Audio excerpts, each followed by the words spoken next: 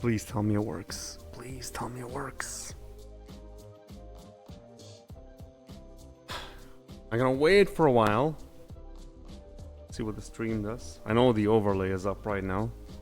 I'm just trying to double check. youtube.com/sharpwind/live. Third time's the charm.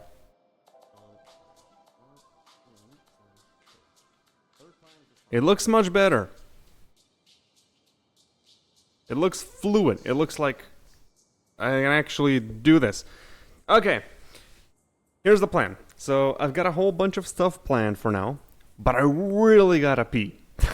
I took the last like 10 minutes just trying to set this whole thing up.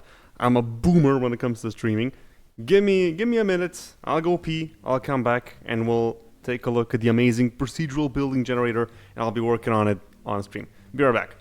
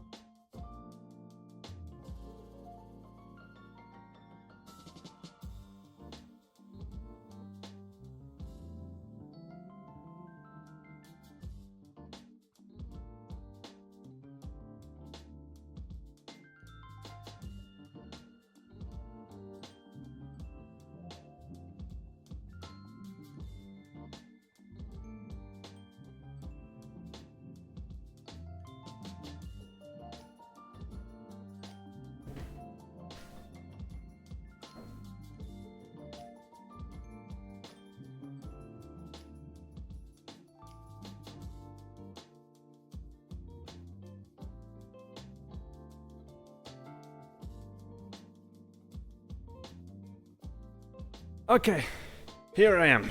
I'm back from the bathroom. I did my pee-pees and my poo-poos, and here we go. I'm gonna wait a second just to see if the stream actually does the thing. Okay, it's doing the thing. That's what I wanted. Hello, he's back. Should be working right now. It's definitely. I'm reading the stuff. It better work, he said. Yeah, it took me like a lot of time to set this up. How's it going, guys? It's been a while since my last stream. I figured I would do this because it's gonna help me to kind of pressure me to stay productive, if that makes any sense, right? You see us? Yes, I can see you. I can see the stream. The stream does work now, so I've dropped all the settings. I don't know what the problem is, because I used to just have this one push button that did the whole thing for me, but now it's just not trying to cooperate. So streaming has gotten confusing over the years. I set it up once and it just worked. Anyway, this is what I'm doing right now. So you see a building in front of you that's made of a whole bunch of little blocks, right? It looks like a building, it behaves like a building. I guess it looks nice and whatnot, but this is all actually completely procedural. So I've done this whole thing with geometry nodes. The graph is on the left.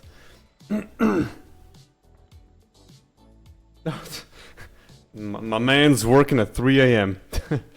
Well, good luck. I mean, we're very similar, you and I, you know. I would love to be the background noise, but it's also 3 a.m. as you say, so I really do want to say you should get some sleep. As for me, though, it's 7:30-ish, so I've got a long day ahead of me. I thought that I would stream because it's gonna kind of force me to be productive because there's eyes on me, even though there's like 10 viewers or so. But it's enough, right? It's like the placebo effect of trying to getting into the face. So this is a procedural geometry nodes building generator. So I basically have all the exposed parameters, so I can control the depth, the width, the height, and all that. And I can control pretty much anything you want when it comes to the building. This was on 6. So the amount of the upper floors, if I bring that up, you can see the upper floors just override everything that's beneath it. The top floor will always have this roof thing going over it.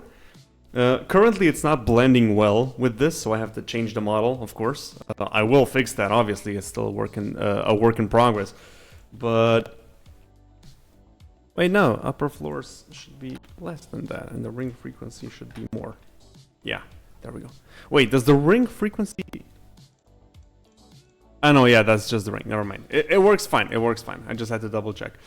So this is the building, and I have all the sliders exposed, so I can change it as I go. People keep saying I look different. Brother, it's been a while. I post videos like once every 3 or 4 months or so. I'm aging, I'm getting old. The graph looks like this though. I want to show you the graph because I'm really proud of this. Especially the organization. Look at all the cables going vertically, horizontally.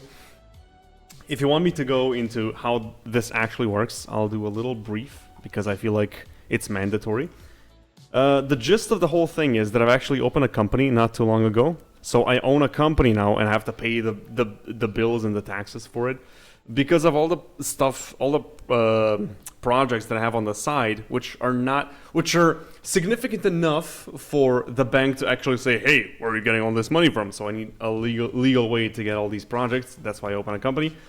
But at the same time, there's not enough projects to actually, make it worthwhile. I guess it is technically making a surplus, but at the same time, I'm trying to get some more money from the company so I can at least justify having it. So this is the product here, the procedural building generator. I'm planning on selling this as an asset. And I want to make it as good as possible before I actually put it out onto the market, right?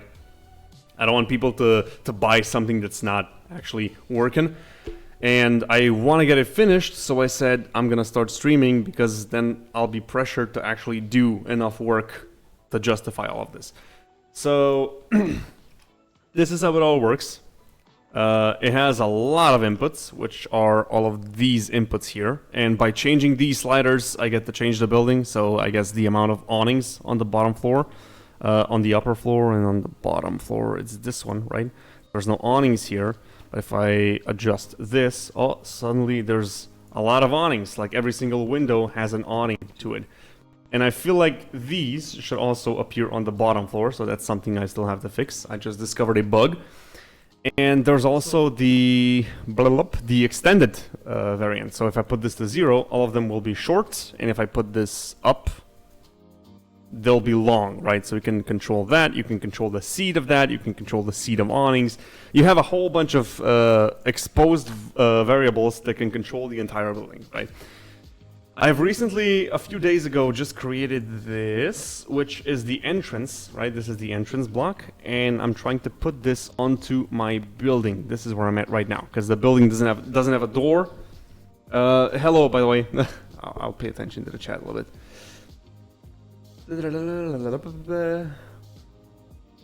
What do you mean Minimeter? Stop doing Minimeter. I'm a Blender channel. It's been 4 years. Yeah. Hi, guys. So, entrances, right?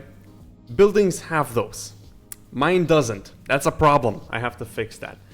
Another problem is that, the graph looks like this. There's a lot of stuff here, but there's also groups in here. So if I open one of the groups, like this one, there's even more stuff in it, right? So these are all the masks that generate the doors and stuff. And I kind of have to figure out a logic that would put the doors in a sensible place. So if this is the middle of the building right here, the doors should be like here, here, maybe on both sides here, right? And I have to kind of convey that with math, right? I like math. You all know I do. I hope you saw my recent video where I did a lot of it. I have to put it in practice, which is always very scary. So this is the first step that I want to do in this stream. The second step is all the textures. That I feel like they're okay, right? They convey a feeling like, yeah, this is a building, but this is very like a prototype style of texture. I want to improve those, absolutely. So to give you a rundown on how this works, so I have all of these input variables like the width and depth and the height of the building. These actually do affect the building, like all of these actually affect what's going on inside. And the base of this whole thing is a cube, right? So a cube is being summoned. If I could display this, it doesn't work as well as I thought. So imagine there's a cube here, and the cube has subdivisions, right? Every one of these boxes here that I'm drawing on is a subdivision. And then, ignoring everything else for now, let's just hop to the very end. There's a bunch of instance on points nodes, like these ones, right? So it's gonna take every one of these vertices and summon a point on those vertices, basically. And those points that it's summoning are instancing these things, right? So these are the building blocks. So on every one of those points, it's either summoning this piece or the window piece or whatever. So there's a straight piece and a corner piece. Those three are different because this is on the very bottom. It has supports here, right? This is the middle section. It has nothing. And this is the top section, which has this roof here, right? And if we take a look at the model, give me a second to delete this. If we take a look at the model here, you can see that the bottom ones do have the supports. The middle ones, they have nothing, and the top ones, they have this roof, right? So this giant cube, which I'll draw just to make this very obvious, not because I'm avoiding work, also I am avoiding work, but I still want to explain what I'm doing.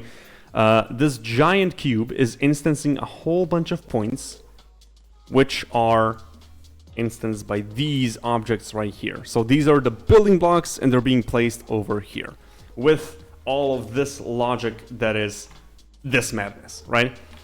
So if we take a look at, let's say, the upper floors, right? I have this upper floors value here. If I change it, you see the amount of upper floors, it goes from the top down, and if I change it, all of these are turned into the upper floor variants, right? So this is one of the things that I have exposed on my building generator.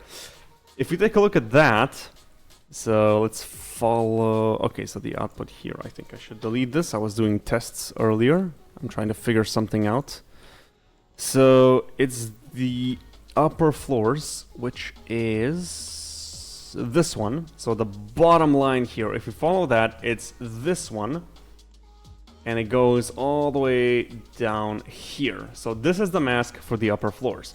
So it's taken my height and my upper floors value, it's subtracting them, and then it's taken the position of the z-axis, because this is where the floors are generated from, and it's saying less than or equal to this value. So my height minus my upper floors, so this is, let's say, if the height is 10 minus 4, which is the upper floor, that's 6, right? So this is being fed here, but only on the z-axis, so only the points that are on the z-axis will be affected by this. And then the upper floors mask, if I can find it, it's organized, but it's still a big mess. Okay, so it's not this one, I think it's in this one up here. The upper floor, yeah, it's going here. And it's saying, hey, you should add this boolean here and put it into the selection. And what you're instancing is integer number 16, which I think is the roof. If I go outside, yeah, that's the awning top. So this is for the awnings. My upper floors are listed as a number, though, so I can check this instantly. It's number 8 as well as number 7.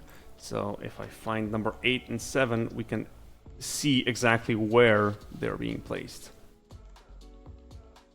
It's a big mess. So there's number 7, number 8, and they're using a mask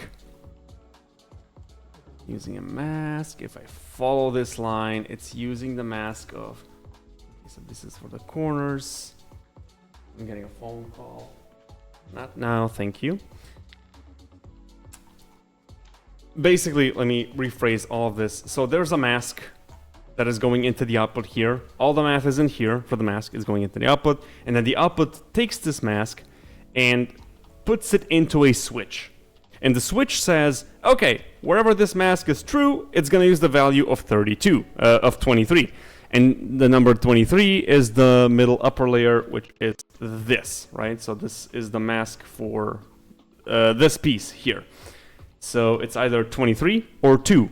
So if this mask is true, it's going to use this piece. And if it's not true, it's going to use the piece. It was 2, I think. So it was just this, right?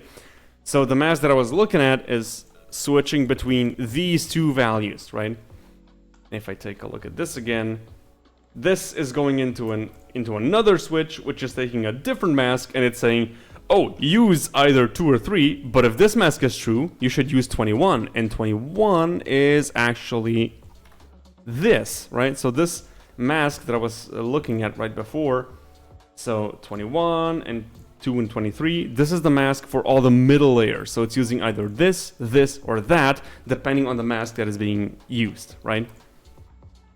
And all of these integers and masks get added together, and the final result comes in here, where all of these instances, the ones in here that I'm selecting, are using different masks to place different parts of the model into the different parts of the cube with the instances, right?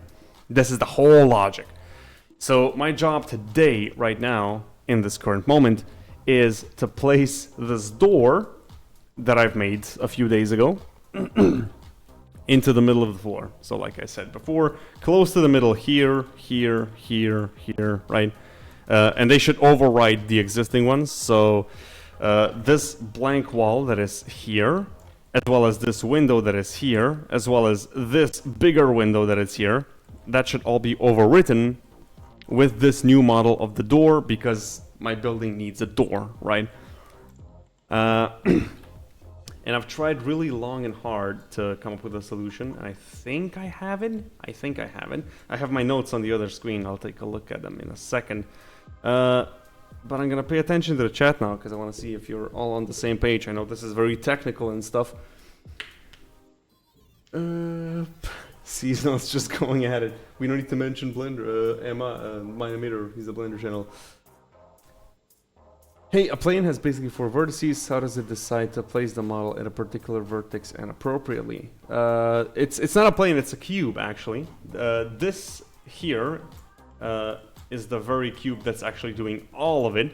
And it's controlled by all these parameters. So let's say I have a parameter width. So this parameter width, which is right here, is the same as the one on the right. So this is worth 12. So imagine that this one here is worth 12. And the number 12 is going into the X vertices, right? So if I change this, it's going to change the width of the model, right? And from that, inside the masks, there's also the same width thing. I've also put it here, and it's controlling all the math that is driving the masks, right? And from the masks, I'm getting the Boolean operations. So let's say that I've selected all the vertices that are on the right side, on the bottom. This is my mask. And this mask is actually coming out of here. Let's say this is the floor mask. Where's the floor? I can't find it. There's a floor mask somewhere here. No floors. Yeah, sure. There's a floor mask here, and the floor mask is going into the switches. And it's saying, hey, if this is part of the floor mask, use integer something. Where's the floor? Use integer floor gap. Let's imagine that's it. Use integer 18, and if it's not a floor mask, use whatever else that comes into the socket. So this is basically an override, which is gonna make the thing use the floor, right? This is the whole logic. So for this one, I've named all of my assets like 00, 01, 02, 03, so they're going down in a line, in a straight line. So this is integer 0, this is integer 1. Because of the naming convention, they're placed in the correct order. So if I say I want to pick integer number 14, that's actually the 14th item in the dropdown, which would make this the blank corner one, which would make it this one here. This is number 14, right? Because 0 is also counted as a number. So for my door here, let me just, I wanna start. I've been rambling for a while. This is 30. This is 30. 30 entrance. This is the number, and I need to put this mask in here, and all of my masks are stored in this group. So I need to figure out how to create a mask for the entrances, and I have my notes on the second screen. I'll be paying attention to these because I've done the thinking off camera because I don't want this to look very awkward. So what I need is a position, and I want to take the absolute position of that. So I'm going to take a math node and set the math node, not a vector math node, a regular math node. Regular math node, I said, this one. And I'm going to take the absolute value, if I can find it. Where's the absolute? Almost got it. Absolute. So I want to take this and actually separate the x, y, z values. And I take the x, right? Because the x... I actually want to take the y. My bad. Because the y is going in this direction. And I want my doors to be distributed on this axis, right? So I'm looking at this whole box. Oops. This whole box. And I'm saying, on the y-axis, which is left and right in our case, I want to take the absolute value. So whatever is going into the positives here, negatives here, it's all going to be the same. So positives and negatives, they're both the same value. So if this is -3, it's actually going to be an absolute value, so it's going to be 3.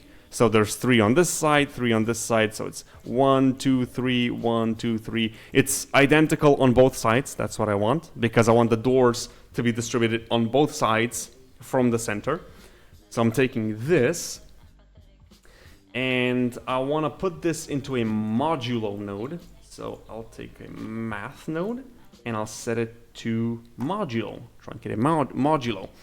And I want to take the absolute x value, and I also need a value for the door. So I'll make a, I'll make a value node. And this value is going to say how frequent are the doors going to be. So let's say I want the doors on every third block. So the number is going to be 3, and I'll take this, I'll take the position, and I'll divide it with the 3. So on every third block, let me just make this smaller. On every third block from the center, this is the center. It's gonna divide it by 3. Like the whole position is gonna be, so 1 divided by 3, 2 divided by 3, 3 divided by 3. And whenever there's a value of 0, so this value cancels itself out, it's gonna give me a value of 1, true, right? So on every third block here of the position, I'm gonna get a value, and I can target that as a mask. And on that mask, I can say, hey, put a door here, right? That's what I'm doing essentially. So let me check my notes again. Yeah. So I need a compare node, and this is going to compare different integers. And where the integer of the modulo, actually I'll put this on float, where the integer of the modulo is less than some very small value, right? I wish I could visualize this. It's so hard. Hi, welcome to the stream. If you're new, if you're just here. If I could visualize this, this is so difficult to explain on a stream. So I'm taking the position of the y, and I'm making an absolute, so it's equal on the both on the same side. And I'm moduloing the value of 3, so every third block is going to be affected by the mask.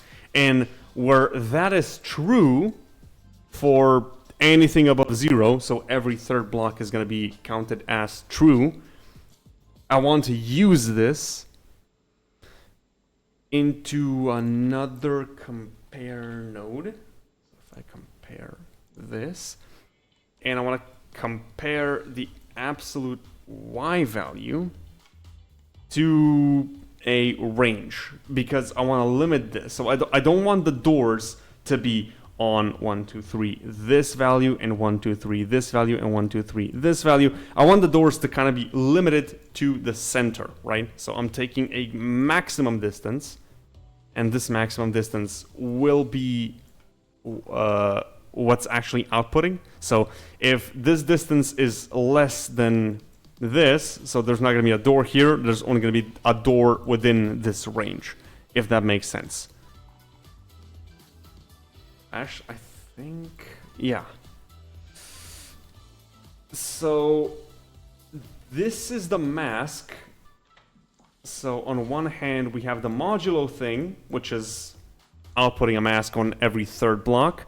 And on one hand, we also have the greater than thing. So it's only outputting, you know, within a range of 0, because this is absolute. It's going in both directions. So if this is put to 4, it's only going to affect the first 4 blocks, nothing else. And then I need to add a Boolean math node and set it to end. So if both this and this is true, then give me the mask. And this is the mask that's actually going to affect the whole thing.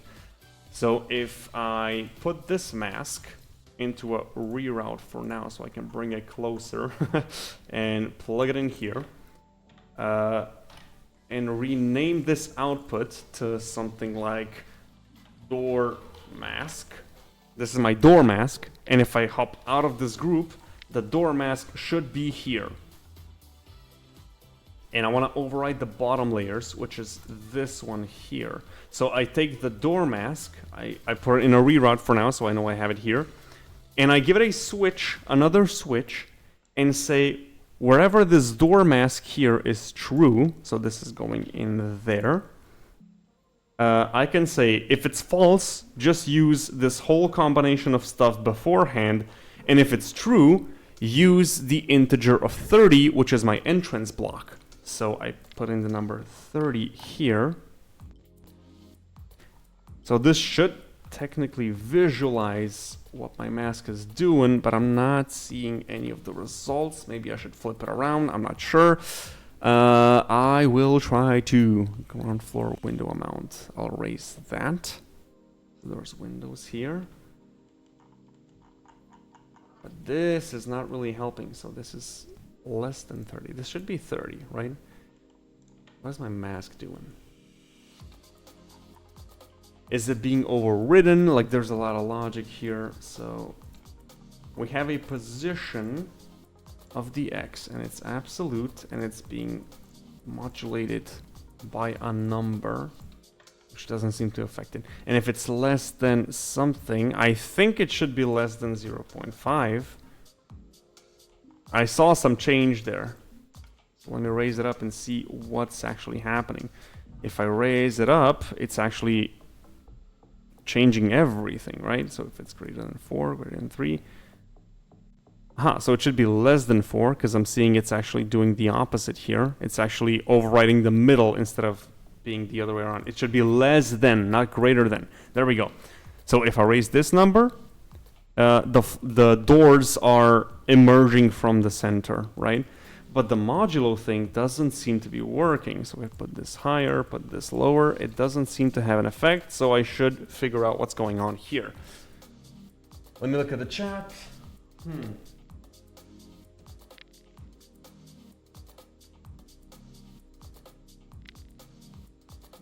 Stairs. Don't forget things like stairs, elevators, and maybe a water tank. I hate how that's a sensible idea, because that would make a nice building, but at the same time, that's very hard to do. I want to avoid that, but at the same time, I feel like I have to do it because I want this product to be good. I'm selling this when it's done, so it needs to be good. Somebody suggested that I should do, what is it called, like a fire escape, like the stairs of the fire escape thing. It makes sense, yeah, it should be there, but how on earth am I gonna do this reasonably, right? maybe I can instance like on the same point.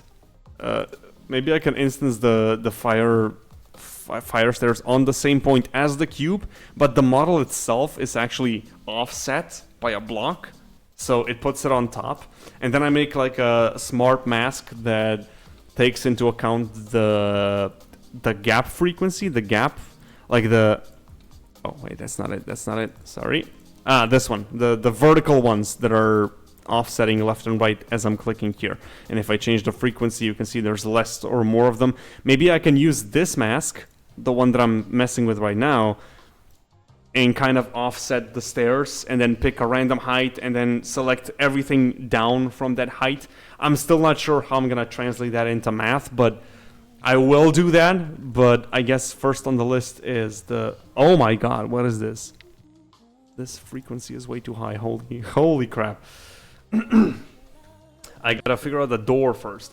So there's elevators. I don't think elevators are on the outside of the building, so I think I can get away with not doing that.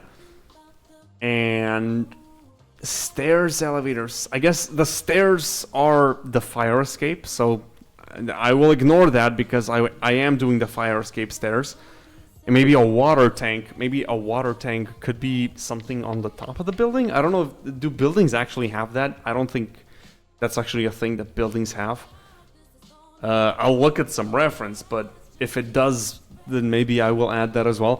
Feel free to add your suggestions, by the way. I want to make this look as good as possible. Let's see. Do I feel like there's too many commercial floors? It looks like with 4.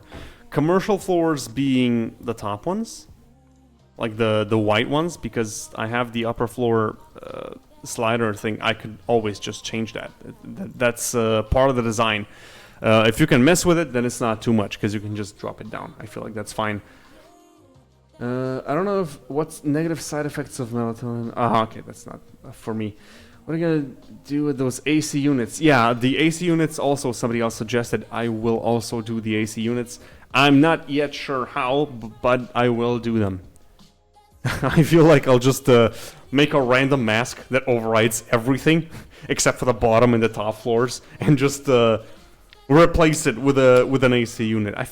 That's not even a bad idea, actually. And there's a slider just like for the awnings, right? So lower awnings. If I drop this down, there's no awnings. If I drop it up, awnings appear. I guess I'll have the same logic that overrides everything except the top and the bottom with AC units. I don't know if that's a smart system yet, but that's my line of thinking right now. Let's get back to my door. I want to see the door. So this modulo thing doesn't actually do anything. Maybe it needs to be an integer. And if I plug this here and change it, it doesn't do anything either. I'm not sure why though. So if this is less than a lot, maybe this number is the problem. So 0.5, and maybe if I raise this. Okay, so it works when it's at 0. It doesn't work when it's on a 1. If I raise this value, everything works. So there's a disconnect between these two. Let me check my notes again, because I did my notes. Okay, so I said position, separate XYZ, use X, frequency. Frequency is supposed to be an integer. Yeah, this is the absolute value of the integer. Math absolute. Okay. This all seems fine. I'm double checking now. Because troubleshooting this on a live stream is not really ideal for content. We have the module node, which is my X. The X is going there, and the second input is my frequency. Yeah, I did this before, and then I'm comparing less than with the result of the modulo, and this is supposed to be a small value, so it falls within a threshold. Yeah, that's correct. And then I also have a compare node with the result of the absolute X, and B is the range where this, like, the range is working. It's not a problem. It's this that's throwing me off. What if I make this a reroute node? and plug my less than into it to see what's actually going on with this value, right? Because I don't think it's actually... It's not modulating.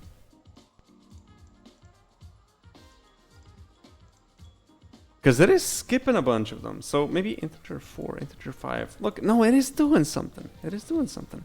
So if the integer is set to 4, to 5, so this is 1, 2, 3, 4, 5, boom. So it is technically working. Nothing is wrong.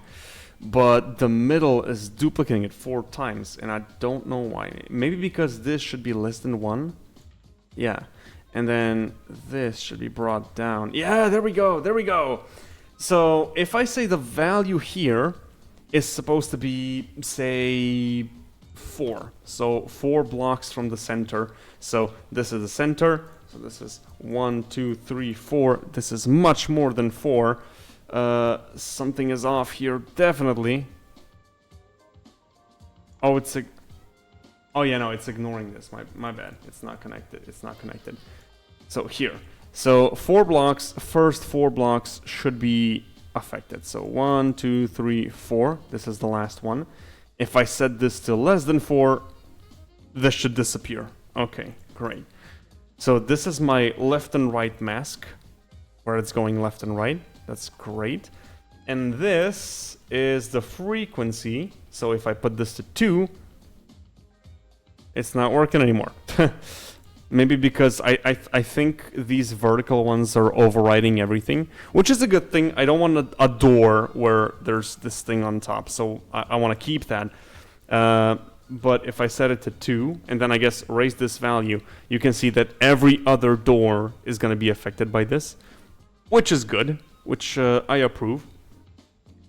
But I want to keep this like within the range of 4 or 5 maybe, because I feel like that's how buildings should work.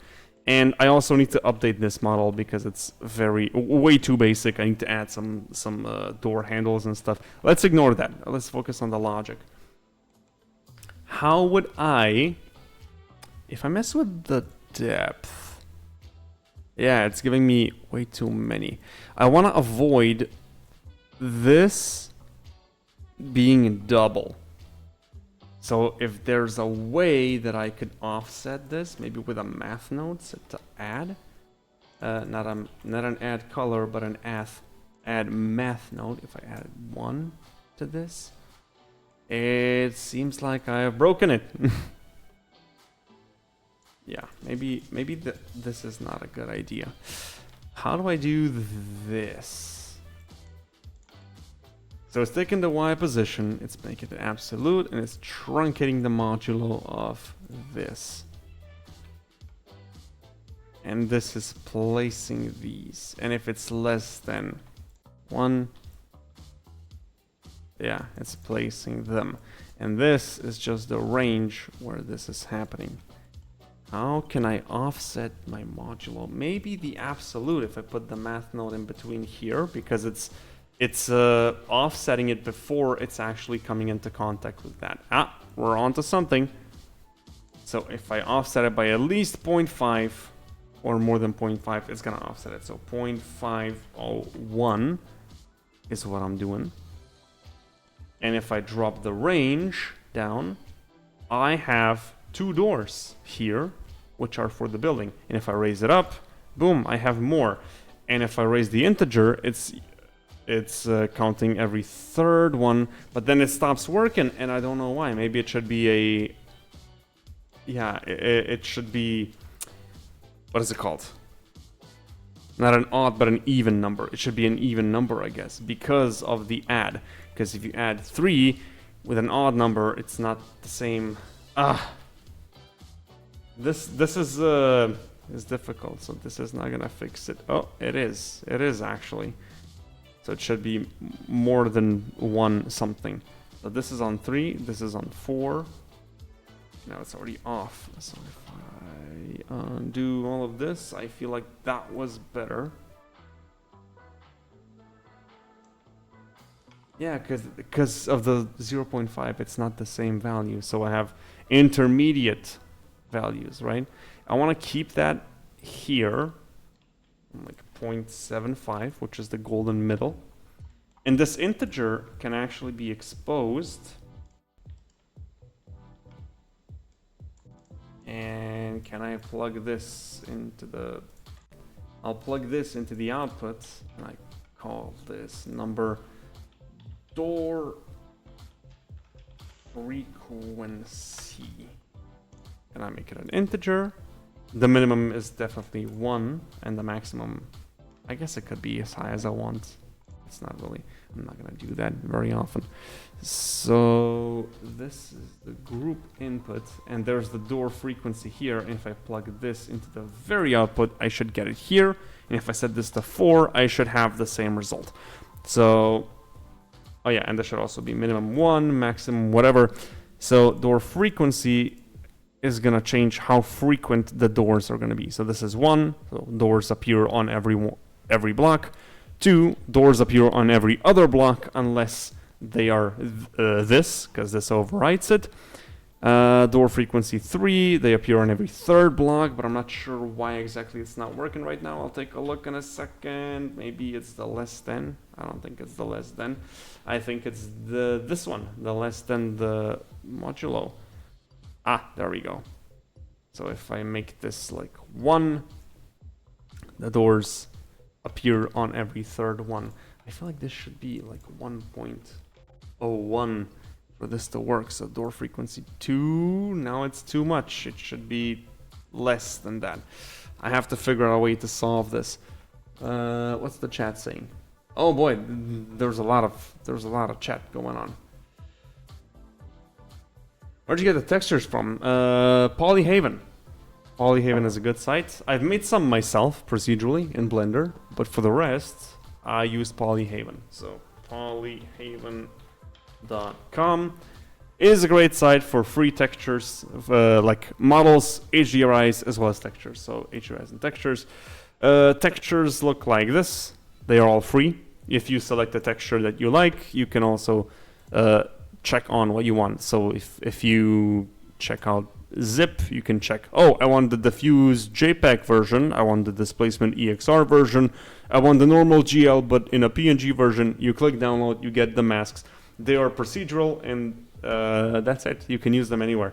I will replace these, by the way. I don't want to keep them. I want to make my own textures, absolutely, because I'm selling this. I think it's kind of morally wrong to sell something that is that's taken from a free asset site. I don't think that's something you should do. Then you also have HDRIs, which are environment lighting textures. So you have that as well. If you click on the 3D, you can preview what that looks like in 3D space. And this is what it's gonna look like on your objects, how it's gonna cast shadows, and so on and so on. It's a good site. It's a good site. I think I got the bricks from polyhaven.com, and also the asphalt for the sidewalk here. Yeah. Those two are from Polyhaven. The rest is done by me, but I will also replace those when the final thing is done. So we have a problem, right? This less than should not be more than 1 if the door frequency is 2 or something. But if door frequency is 3, the doors disappear unless this value is at least 1, right? But if I put this back to 2 now, it's gonna ruin it. Why is it doing that? I have no idea. But maybe there's a way. Maybe there's a way where I can be smart with math. So I can take the door frequency and take a math node, and I'll set the math node to something like add 1, and then I'll take another math node and I'll divide it by 2, and then I'll plug this in here. I don't think that's the result that I want. Maybe divide by 3? Okay. So if I raise this, it actually works. I'm a genius. I am not a genius because the doors are where they're not supposed to be. If I raise the value, it's not really doing anything.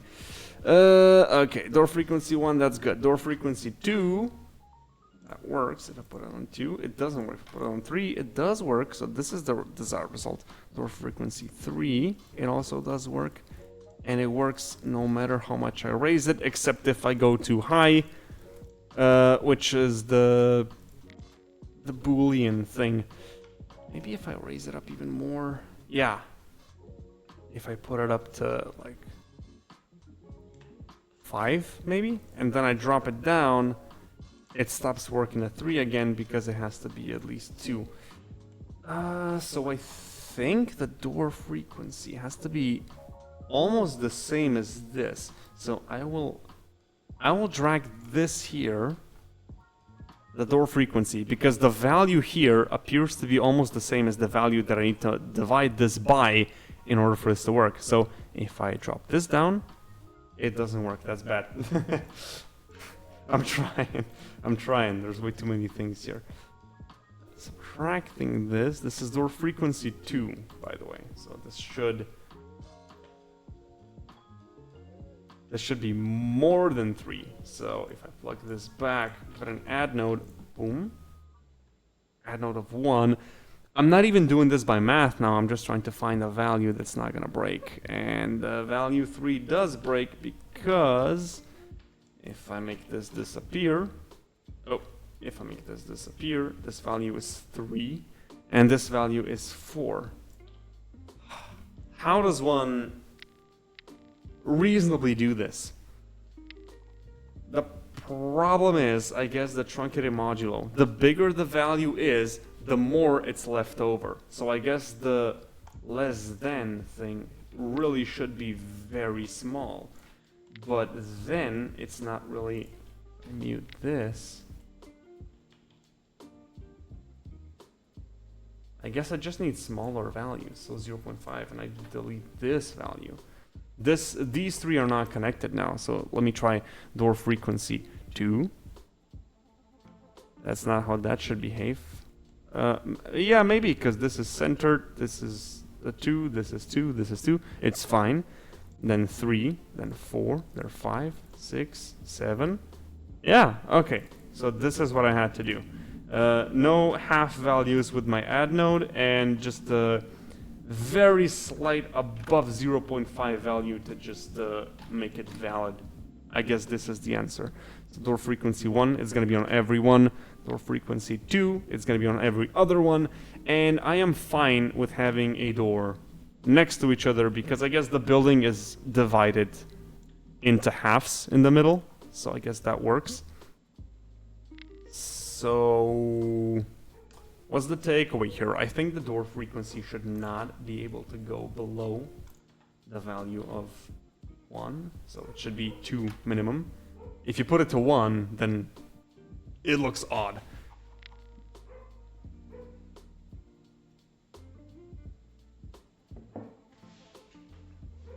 Oh, thank you, Paul, for trying to help. I think I got it. I think this works. So there's it starts from the middle. There's a door here, -1 block. There's a door here, but it's overridden by this, which I think is a good thing. It should stay there. There's not a door here. There's a door here, not a door here. There's a door here. And if I take my... Where is it? Where is it? If I take my minimum value, this is gonna limit. That's not the minimum value. Yes, it is. Okay. This is the minimum value. Yeah.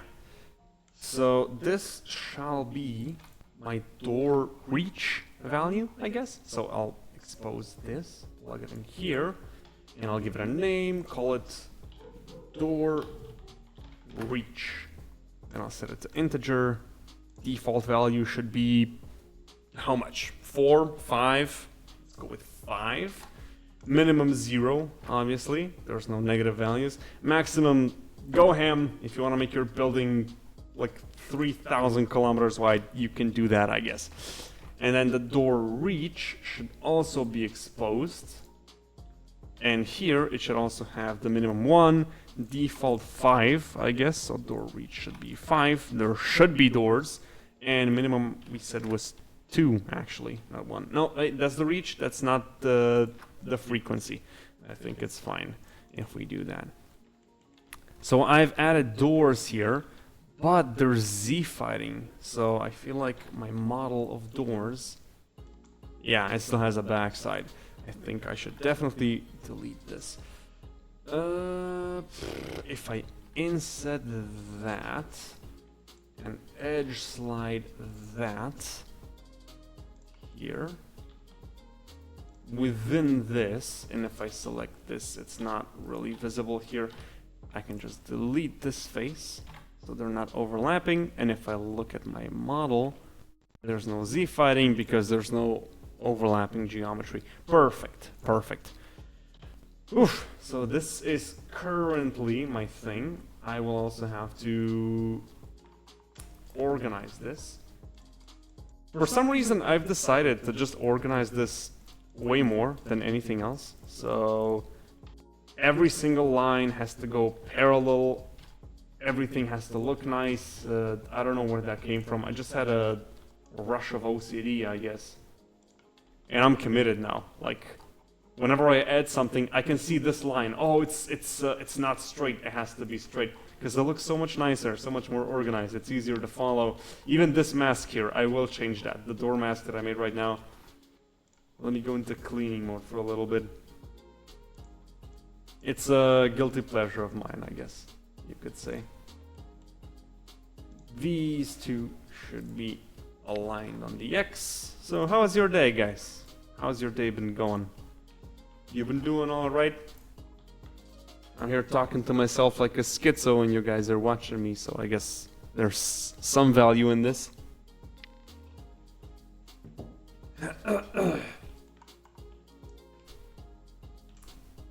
It's been a chill day at work today. Not much work had to be done, which is something that I always like, but at the same time it's kind of boring.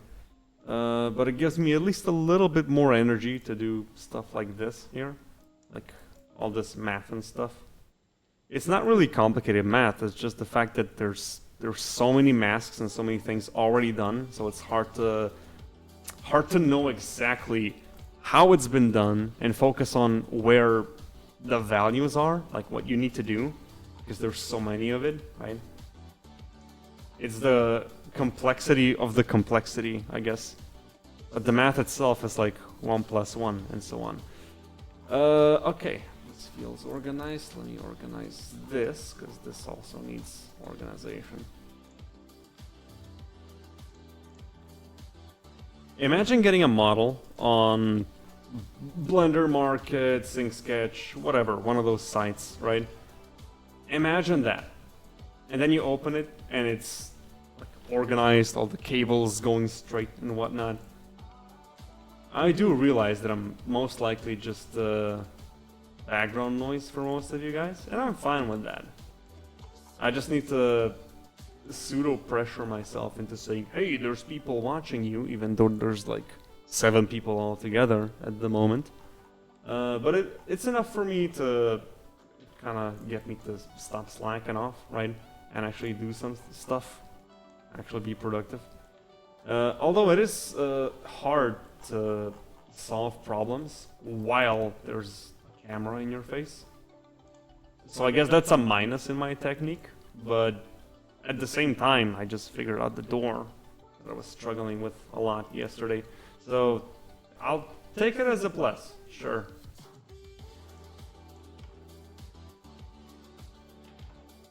I don't think anybody ever really just wakes up and says, hey, I want to stream. I want to expose my face to a whole bunch of people.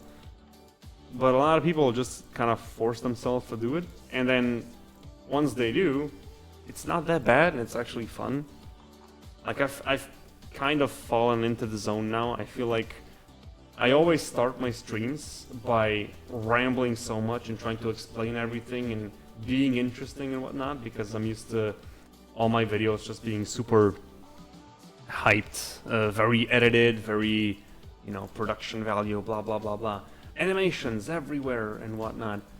And then streams in comparison just feel so boring, so I feel compelled to have to actually do something more, because I'm used to the content that's actually high production value, and streams, or at least my streams, really aren't, right? So it's kind of awkward, always, starting a stream. I try talking as much as possible and being as interesting as possible. But once this initial wave passes, it's like, it's just chill. Like, I'm working on GeoNodes. If you want to watch me, you will. If you don't, you won't, so just don't, right? And the pressure, I guess you can call it pressure, just disappears. I'm just here talking to myself. The chat hasn't said anything in ages. And there's 8 people watching me who have me as their background noise. It's beautiful. It's chill. I kind of get it, right? Because me at work, I always want to watch random YouTube videos, not because I'm interested in them. It's just because it's so much more chill, right? There's a background noise, something's happening. I'm focusing on completely other things. But, you know, normally my boss doesn't like me having other stuff on the screen, so he's sensitive about that, so I haven't been doing that. But when he's not in the office, I sometimes do that, and it's very nice, it's very chill.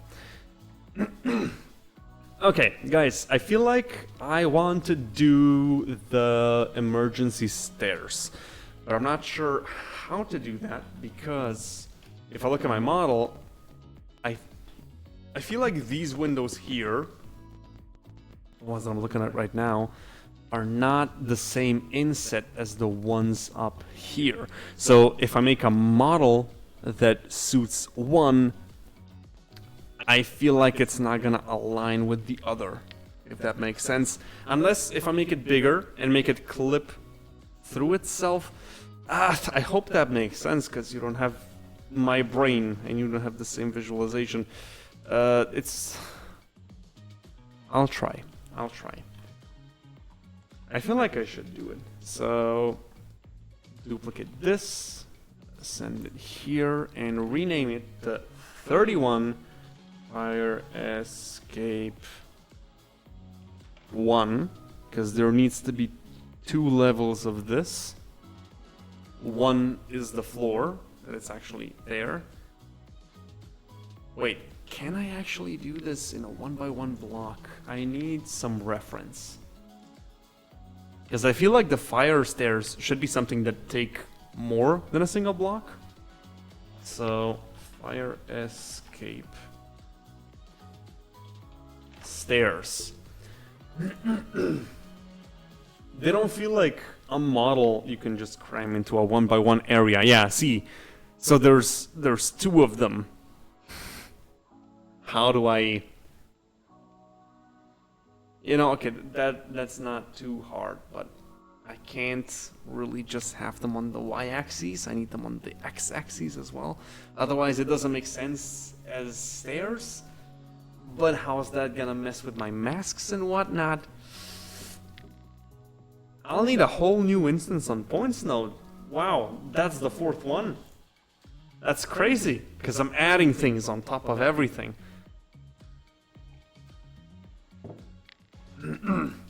Okay, let me think about this. So, by the looks of it, yeah, it's made of 2 parts, and one of the parts is like in the middle, right? So it feels like it's gonna be impossible to orient that.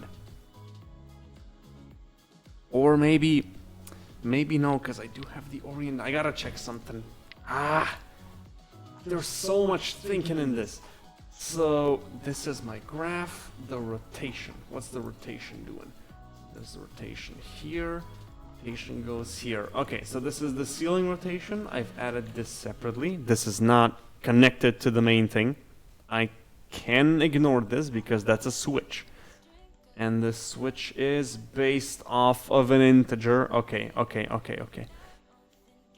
So the ones that are on the ceiling, did I get this mask from anywhere? Or is that just... So this is saying random value, blah, blah, blah, so it's 0, 0 to 1. So the switch that's going in here, which is the ceiling, yeah, okay. Yeah, I can't ignore this. It does have a mask, okay.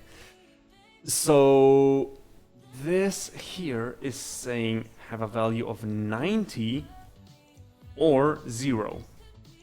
And that is adding 90, 0, or 180, and then minus 90. And all of them depend on 4 masks, which are the 4th, 3rd, the 2nd. The 1st is not using a mask because that's the default, and the ceiling is the ceiling. So I do have the rotation math. Oh boy.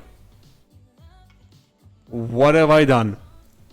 If I delete this... Okay, so it's just the integer thing messing up. I thought I completely destroyed my model. That was scary for a second. So if I model my stairs in the same orientation as every other building block, technically this should work because I do have the rotation math. And I shouldn't, in theory, have to worry about it too much. And the fire stairs, if I look at this, stretch across two blocks, which is what I'm worried about. So if I have a block here, which is the fire stairs, and then half of these, and they obviously have to be stacked one next to the other, can I make a mask that makes it make sense and also says, hey, the right part of this should use this mask and the left part should use that mask? It sounds simple, but if you look at the math and all the booleans and stuff that I've done to get these simple masks, it sounds like a lot of headaches. Like, is there a variation of the fire stairs that are just, yeah, like this, that are like a single block? Can I fit them in a single block? I really want to fit them in a single block. So I guess, wait, Spider-Man fire escape. I think I saw it in the Spider-Man film. It wasn't that. It was something like this. Okay, so every layer of this of the fire stairs is like a balcony, right? And that balcony has their quote staircase and or ladder, and it all fits within a single block. I feel like that's the way to go because I don't need complex math to put it onto 2 separate panels, but only 1. So I guess I could start by modeling the fire stairs, keeping this window as a reference, of course. So if we have this, there's a material called antenna. I'll use that as the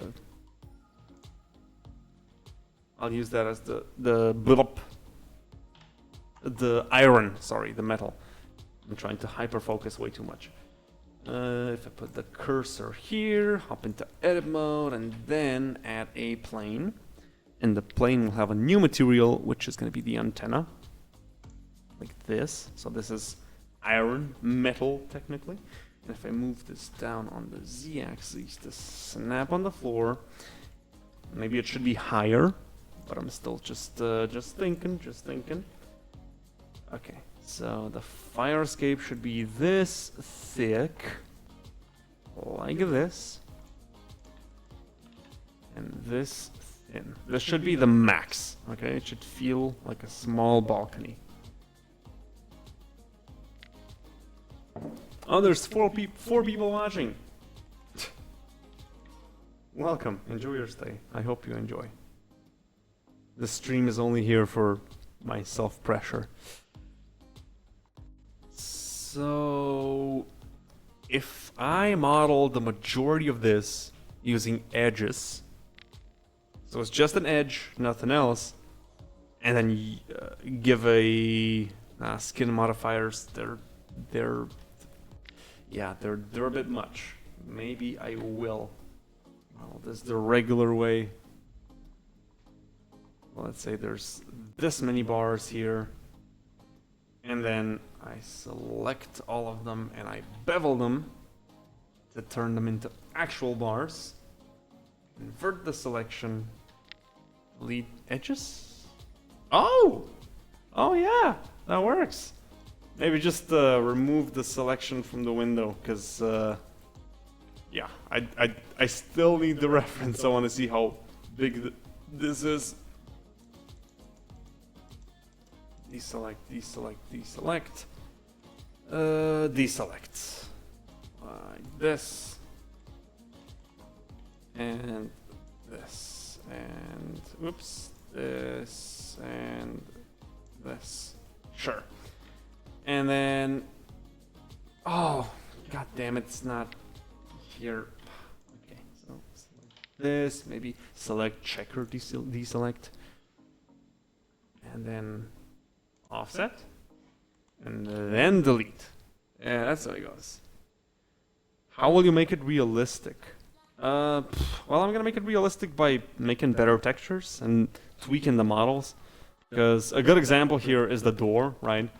It does look like a door if you look at it from far away, but this is just a bunch of blocks, right? It's not really something that would sell as a door. I'm gonna add some handles, some details, and so on.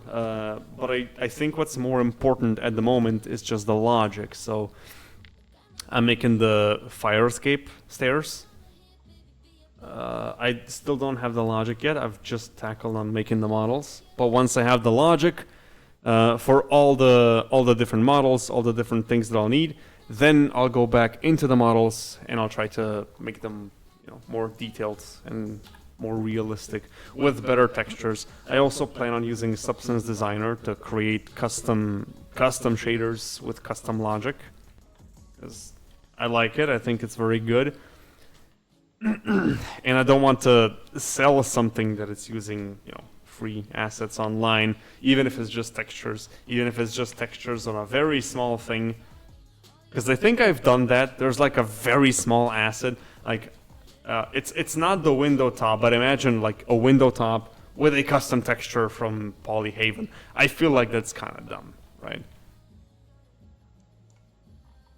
Okay, so I have this here. And where's my reference? Where's my reference? Here it is. The edges are thick.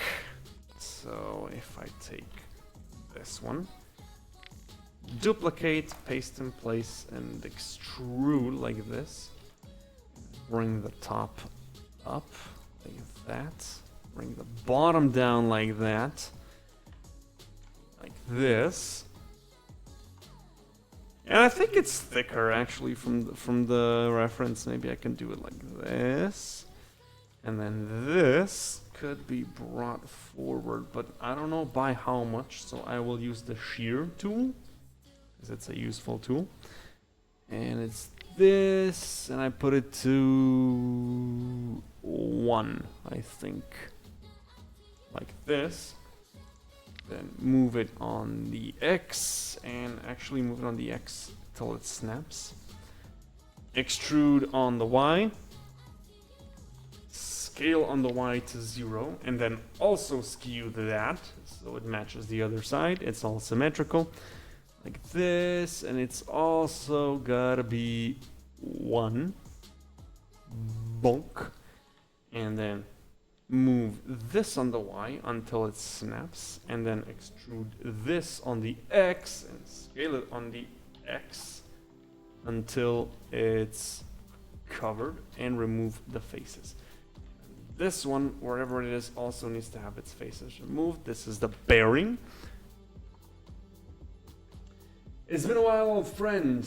I know you don't know me, but damn, I haven't watched you in a while. Yeah, because I don't post very often. I wish I could, but every single one of my videos just takes months of actual work. All the animations, like the amount of effort for the last video, which is the color spaces, like the color math, it took so freaking long. So many animations, so much production value, I guess you could say, but it wasn't very popular because I'm guessing like people don't really know that's something that they need. It's a very useful thing, don't get me wrong, but it's not something that people see and think, oh, that's good for me, right? It's something under the hood that it's good to know. I guess I picked a topic that's not very popular, but still, it takes a lot of time to write a script, record a video, and all the editing stuff. I hate it. I wish I could do it more frequently. I want to thank you for all the tutorials and all the things that you do for the community. I'm wanting to learn Blender, and it's a blast doing it with your videos. Keep it up. It looks amazing. Thank you. Thank you. I'm glad you enjoy. I'm trying my best. And, you know, I've started as a newbie, as a rookie myself. Rookie. And I've always wished that I had, like, some sort of tutorial, some sort of guide, right? I always wished I had this knowledge. And if there was this knowledge, I feel like that might just be me, but people didn't really know how to explain it. And so, I guess kind of as a passion, it wasn't really my goal to become the person to make tutorials, but I kind of just inadvertently became this person who became good at explaining things, and I just started explaining things to others because I always wished that I had something to fall back onto. For example, I wanted to make a Minecraft in real life, right? Because I was that Minecraft kid. I wanted to make a Minecraft video with real life mobs and whatnot. But how do you do that? There's no tutorial. It's all too broad, way too complicated and whatnot. How do you do that? I have no idea. But, you know, if you could have a tutorial, and every now and then I did find this golden tutorial who would just explain everything that my 12-year-old wanted to see. And I decided to just become that guy, right? Now that I know this stuff, now that I've learned, I do have this understanding and I want to pass it on to you guys. And I'm also a big fan of seeing what people can do in 3D, right? So if I teach 3D and then people use that to make good 3D, like that's just a plus in my book, right? Because I'm getting more 3D to see. I'm making zero sense. I'm just yapping. You've noticed the quality in the last video. Thank you. I'm so glad. It's not completely unnoticed. The views do not reflect that. But at least you who have seen it, you can see the detail. Thank you for putting it out. I'm actually overthinking this stuff a lot from time to time. Because I was hoping that would be a video that would you know, not break the ice or do anything revolutionary, but the more effort you put in, the better it looks, the more people should see it, right? Like, that's the logic. But then, after all this work, all this time, it doesn't have many views. So I was like, man, I spent all this time for a video that's not really bringing anything back. And it kind of sucks. I understand why I'm not beating myself over it. It's just the topic is, how many people want to learn math? And how many people even know that they need to know the math to make their stuff better? It's not a topic that's popular with people, and it makes sense why it's not doing as well as I was hoping to do. But at the same time, you know, all this time, you know, if only I wish I had a little bit more views. But then someone says, yeah, I can see the effort, and that just makes it all better instantly. That's it. It's just please notice, you've noticed, that's all I want. Even if you say the video is ass, right? Just notice the effort, then you can say it's ass.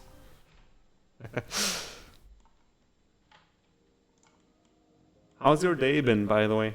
Like, just all of you. I just want to chat a little bit, because I'm just here modeling this balcony, and I want to have a conversation with the people that are stalking me, essentially. I'm here in my house. You guys are just listening in, like eavesdropping. That's kind of messed up, if you ask me.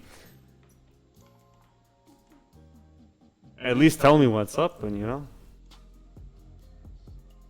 Eavesdropping, SMH. We live in a society, they say. And if I'm not funny, just let me know. I'm saying random stuff now because I'm too focused on this. Let me know if I'm acting like a dumbass and all stuff. Nope. SY0.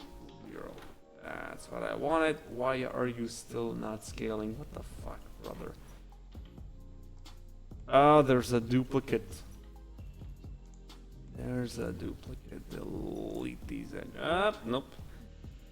dissolve these edges? Yeah, okay. I guess that's how it works. But then again... Yeah, no, it does. It does actually work. Okay.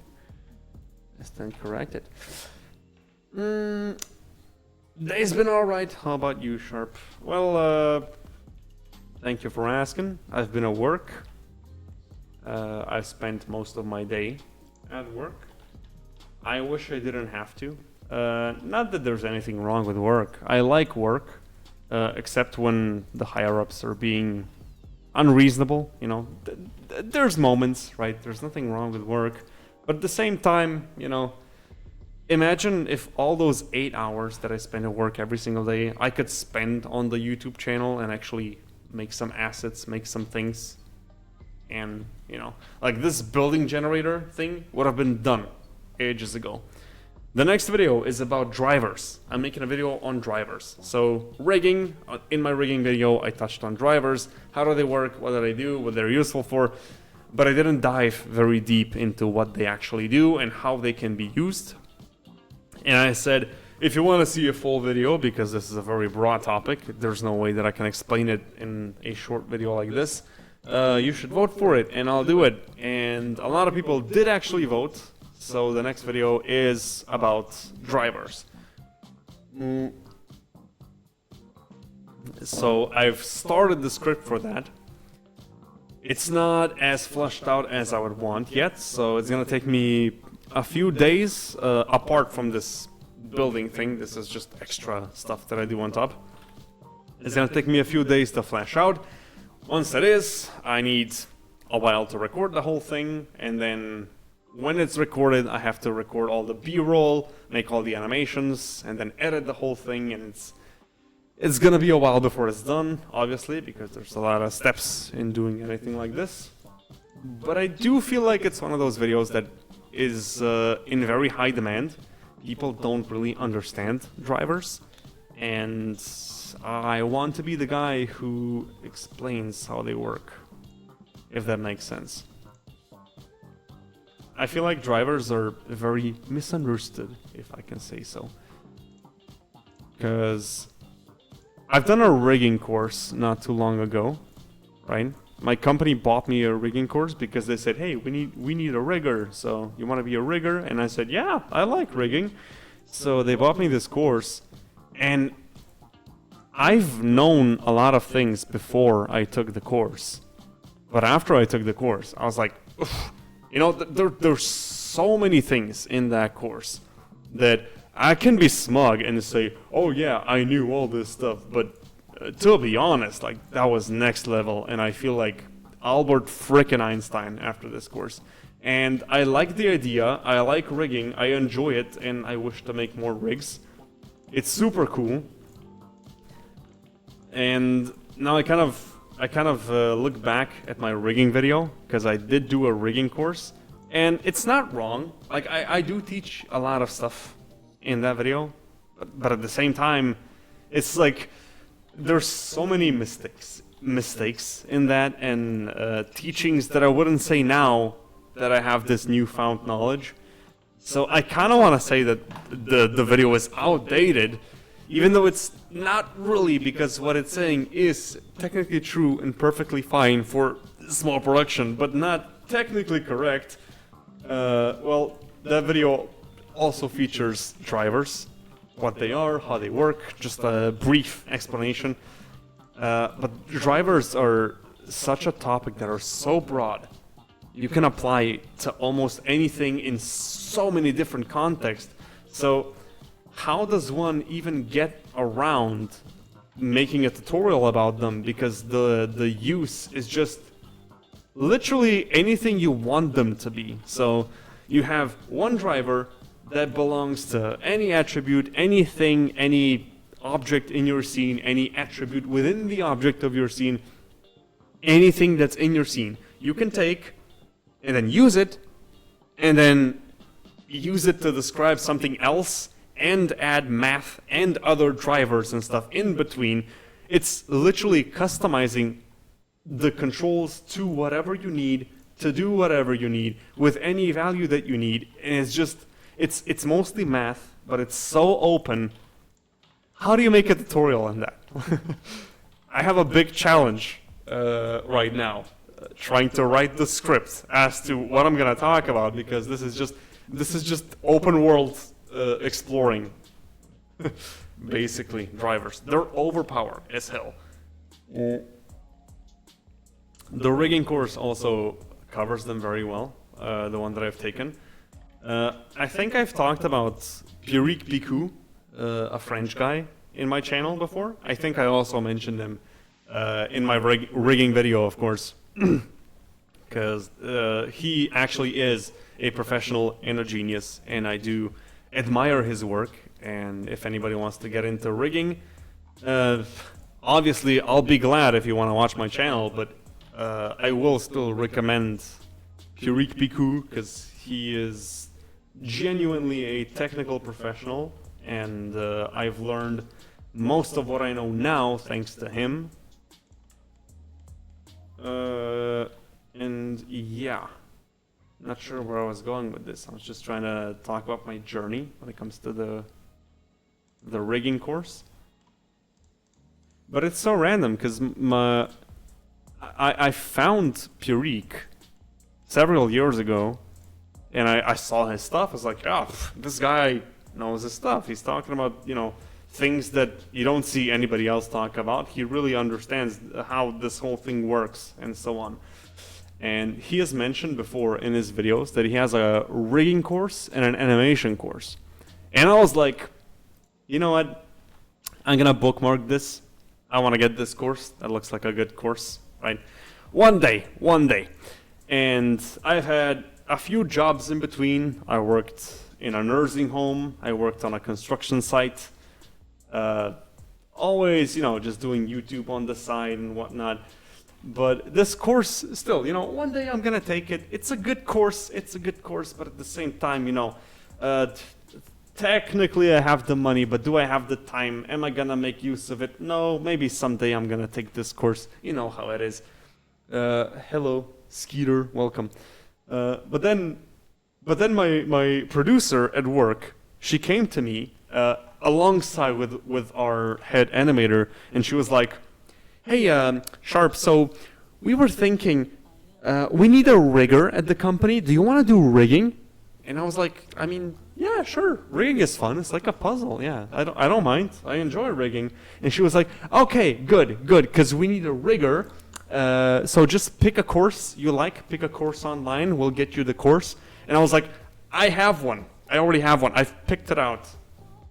And obviously that's Pierrick Picou's Blender course, rigging course, obviously. I've seen it before. I know the guy's a pro. And I was like, oh yeah, so I actually already have a course that I was looking to buy myself. But if the company is buying me the course, I mean, who am I to say no, right? Who's going to say no to that? So they did buy me the course, and I did the course. And now I feel like a NASA scientist, because rigging really gets complex. I want to say that I've memorized everything in the course, but honestly, I'll have to go back. Like whenever I make a rig, I'll have to go back to those videos on that course to refresh my knowledge, to see what's going on. I would like to think that I'm a smart feller, but at the same time, I don't think there's no way on earth you can follow everything without missing crucial stuff. So I'll be going back to that course every time I'm making a rig. I'm going back to that course to see how that was done. It's so good though. It's really good.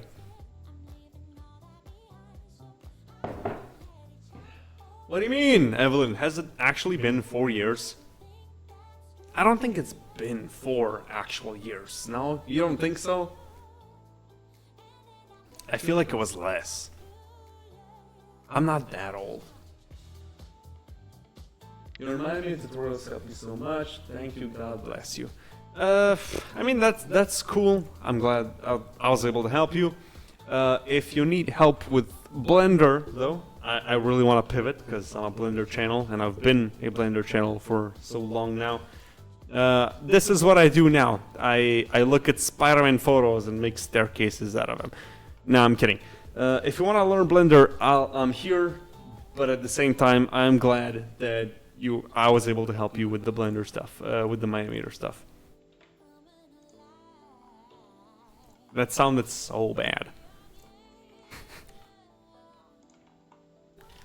I'm glad to be in help, but at the same time, I wish to leave Minimator behind, because I'm doing Blender now, you know. Which has always technically been the dream for my channel. And I've talked about this once in a video, that I've always had the goal of moving on to bigger software, you know, like Maya, Blender, and so on. I haven't talked about it much, but I did mention it once, so I guess here it goes. It's always been the goal for me to... Wait, what does that look like? It's legit. Okay. Never mind. I thought it looked kind of funny. Okay. Ignore that. Sorry. I just had to confirm something. So, I've always had a goal of doing Blender or Maya or Cinema 4D or Houdini or whatever. I always had the goal to move on to bigger software. Because as a kid, let me recap the whole story. I once saw this animation on YouTube, which was called The Cliff, right? So it was a bunch of stick figures that were killing each other on a cliff. It was a massacre of a whole society and so on. It looked really good, right? But at the same time, it's like Stickman. It's very simple, very easy, so it felt very achievable. It's like possible to actually do. I always loved animation, and when I saw that, I was like, that's so simple. Surely I can make something like that, right? Surely I can make something similar. So I started Googling, I started writing annoying 12-year-old comments onto the YouTube videos of the creators of the Cliff video. And eventually I got this word called pivot, right? Pivot Animator.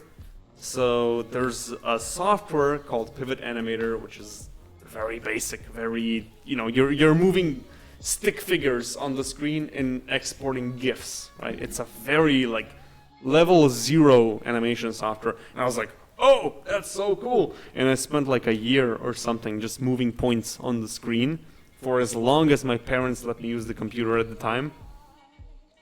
And then eventually I discovered Minimator, which was in its early stages, like 0.6.2, I think it was. And I was, it's a way different software than it is now, okay? I haven't seen it in a while, like in a few years, I haven't opened it, but even the last time that I've opened it and the time that I actually started using it, it's a very, very different software. So that's what I was doing then.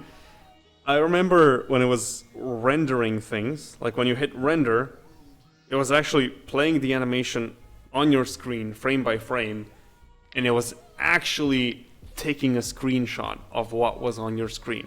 So if during the rendering process you minimized it and did anything else on the screen, it would take a screenshot of that thing.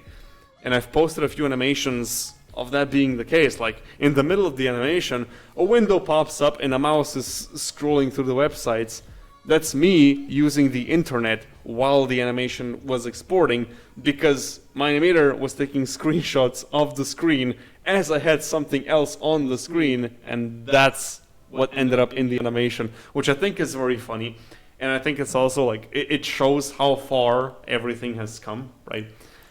We've had good technology for a while, right? I'm not gonna pretend like that's a new thing or anything, but Minimator specifically is an indie software. That's an indie software. One person made it, like 1 or 2 people, or maybe like 3, 4 if you count the moderation and testing team. Very few people contributed to making that software, and it's come a very far way from the old days when it took screenshots of the PC to now, where it's actually trying to incorporate like roughness maps and stuff like that into it. And I'm glad that I've started back when it was so incredibly stupidly simple. It just takes me down memory lane. Whenever it's mentioned in my comment section, I always feel like, brother, I've been a Blender channel for like 5 years, but at the same time, nostalgia is still nostalgia. I will talk about it occasionally. But seriously, like this is Blender now. Please move on to Blender. Thank you. I'm not that old, he says. Sounds like something an old person would say. I was gonna cuss, but this is a live stream, so I'm not gonna. My back actually hurts a lot. It's not because my back is bad, it's because of the gym. My muscles hurt.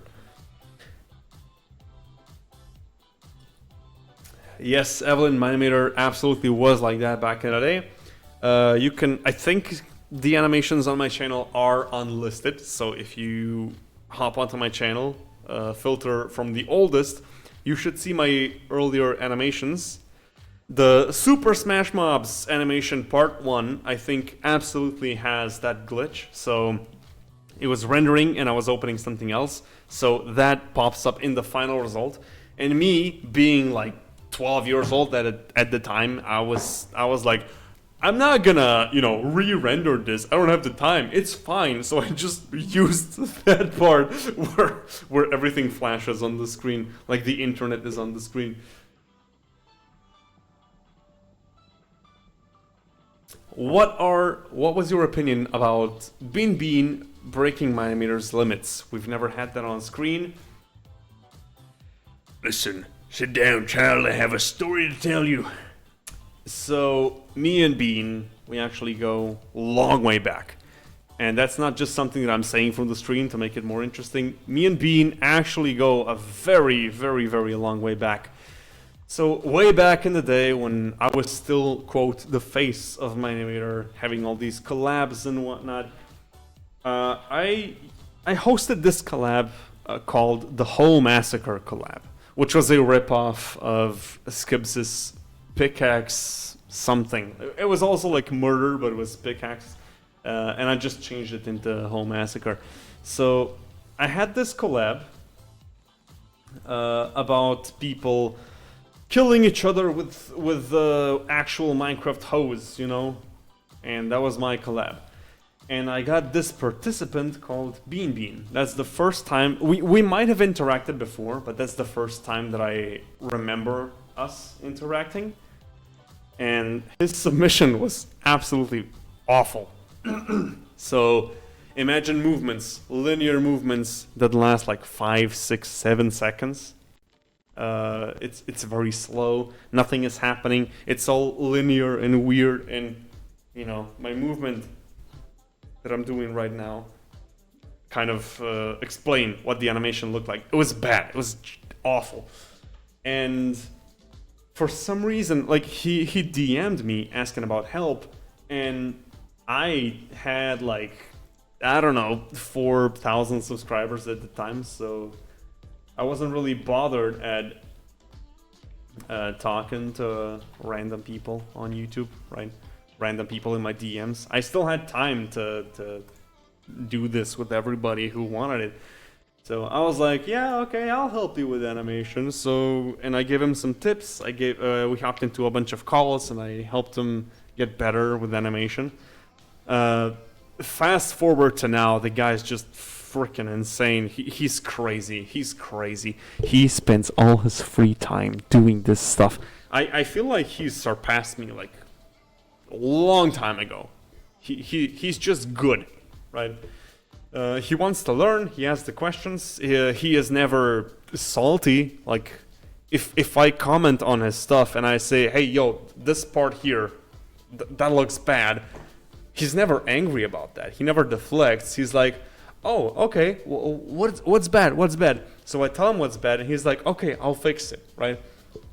And I make a point on saying that this is my opinion, right? I'm not 100% sure on this part specifically, right? I feel like it's odd. I can't tell you why, but this part bugs me.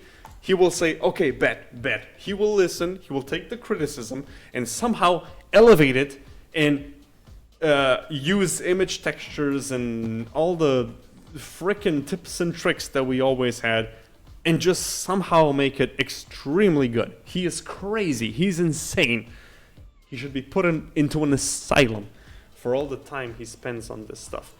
And he has told me that now that Aftermath is done, he's gonna go into Blender, use more Blender stuff. And I just sent him a message. I said, like, whenever you're starting the Blender stuff, count me in. I want to be part of it.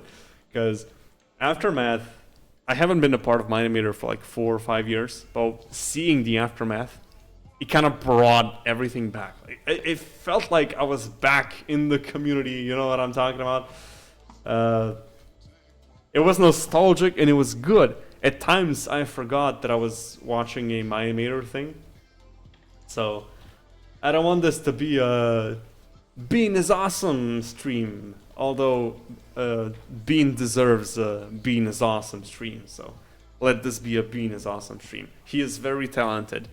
Although I was his teacher, I feel like he has surpassed me a while ago. And Bean Blender, yeah, he's going into Blender. Absolutely, he just proves that with dedication and, you know, hard work, dedication, and willpower, you can achieve so much. Because if I compare his submission to the Whole Massacre collab, I always come back to the Whole Massacre because that's the first instance when I saw him. That was awful. That was genuinely like looking at Monster School. And he knows that, I know that, right?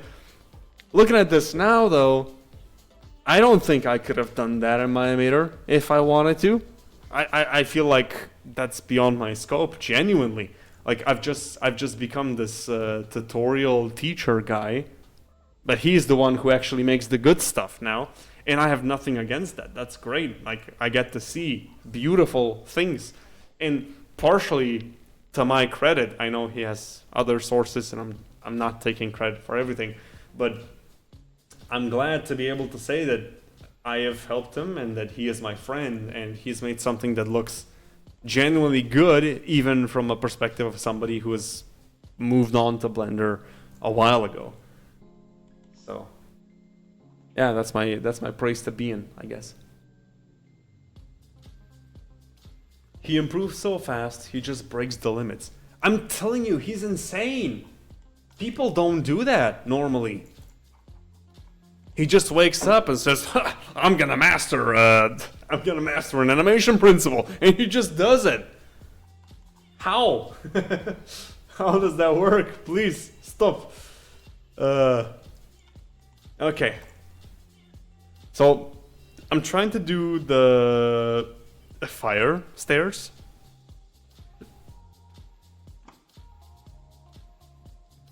So I'm thinking, how can should I? No, I don't think that's.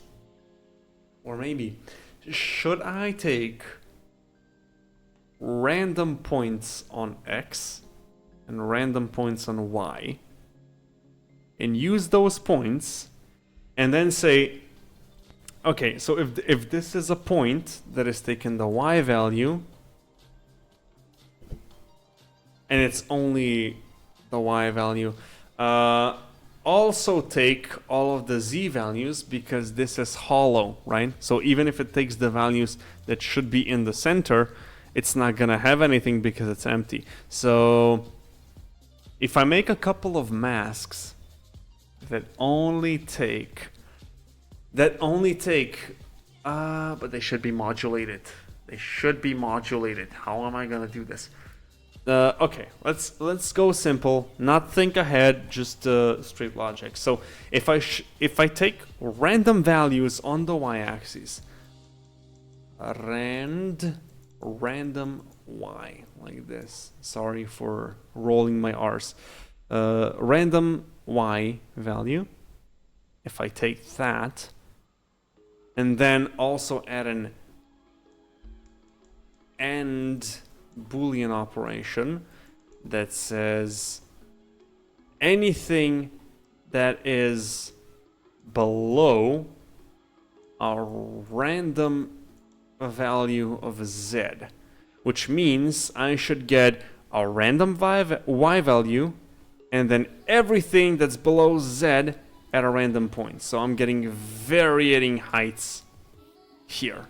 That's what I'm describing here.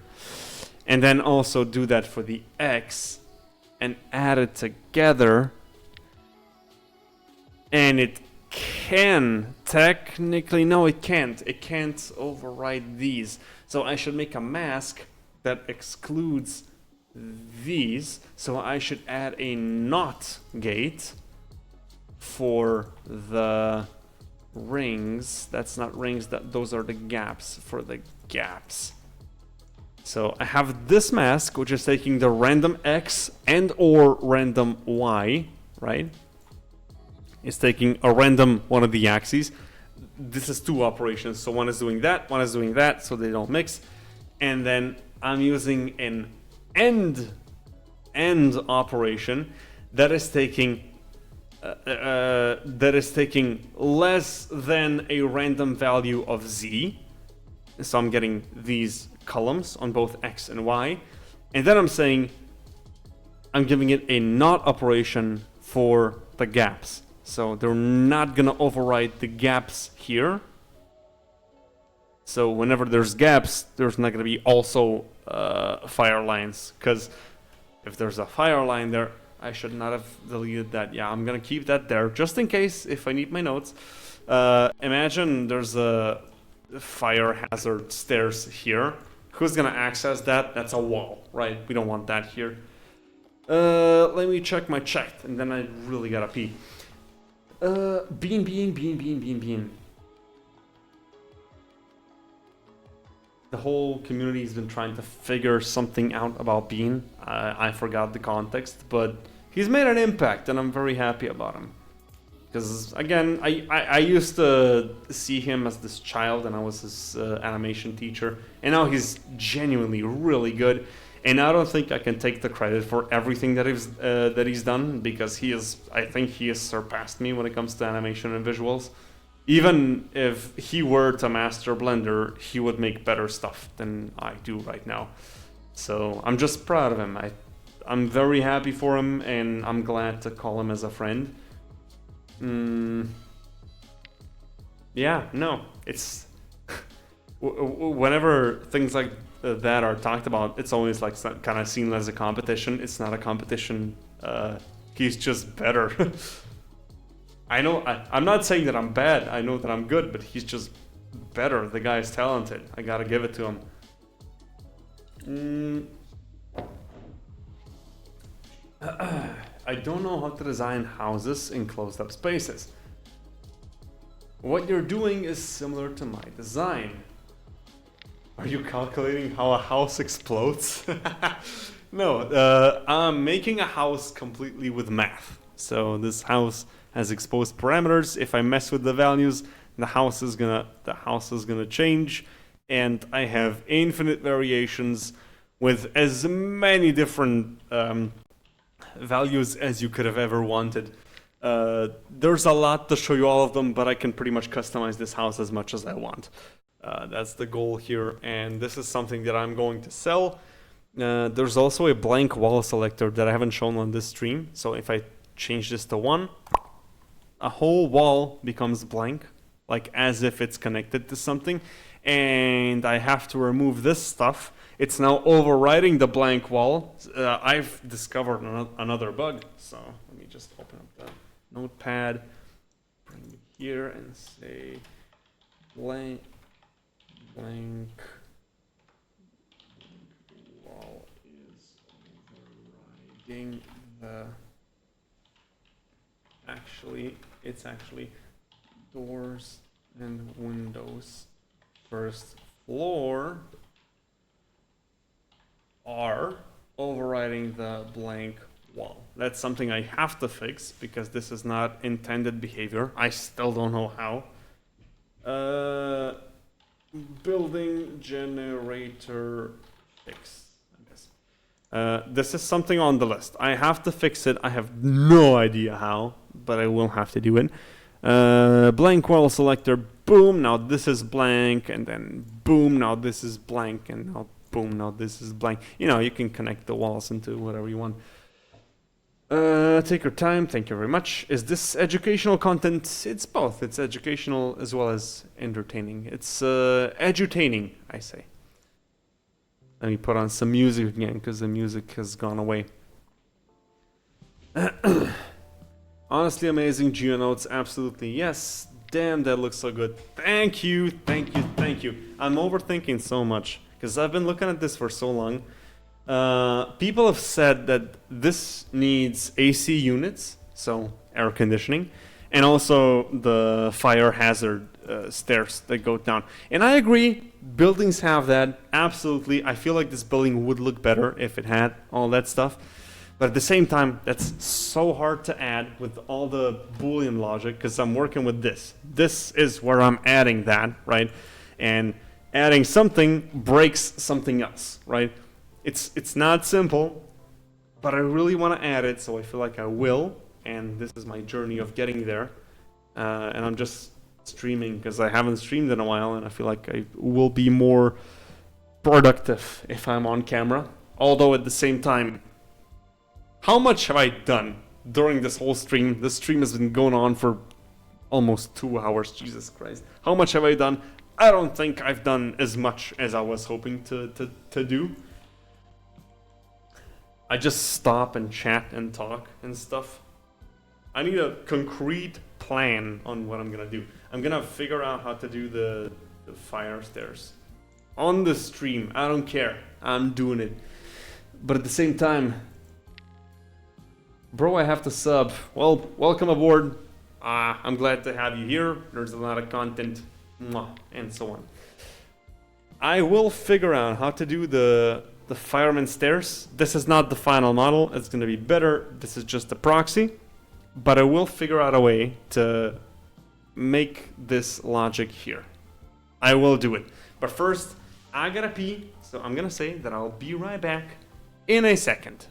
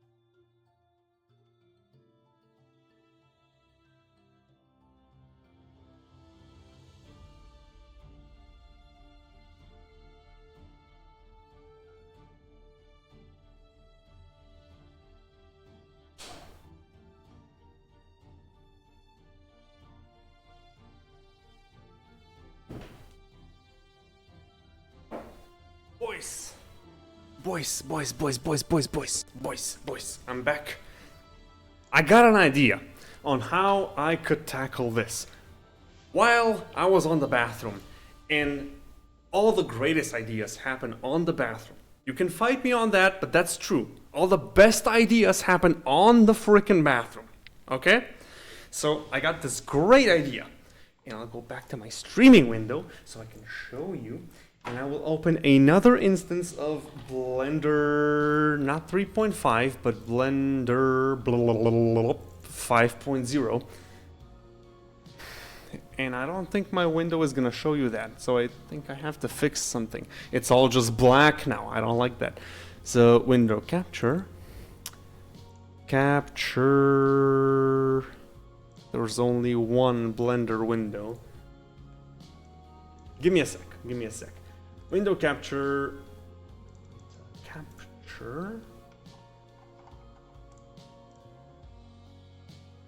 That's crazy. If I do this and this, I guess it works. It's not as big as it's supposed to be. It's kind of cropping, but it's gonna do. I have something to show.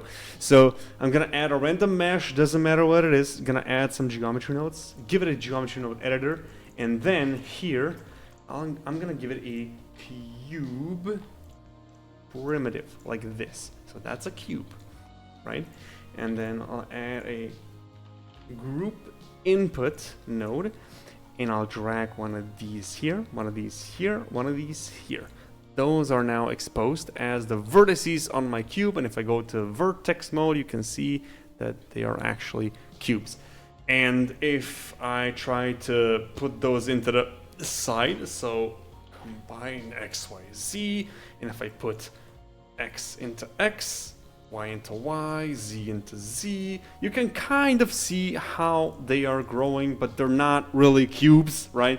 That's because a cube has two vertices, but it should be one unit, so it should be half, you know? So if it's, not half, sorry. So if there's three vertices, there should be two cubes, it should be the size of two. Three vertices should be two, and four should be three, and so on. So I should add a subtract node to all of these, subtract 1, and give this to all of the axes, even though it looks messy right now. But if I mess with the values right now, you see there's the cubes are behaving as they should.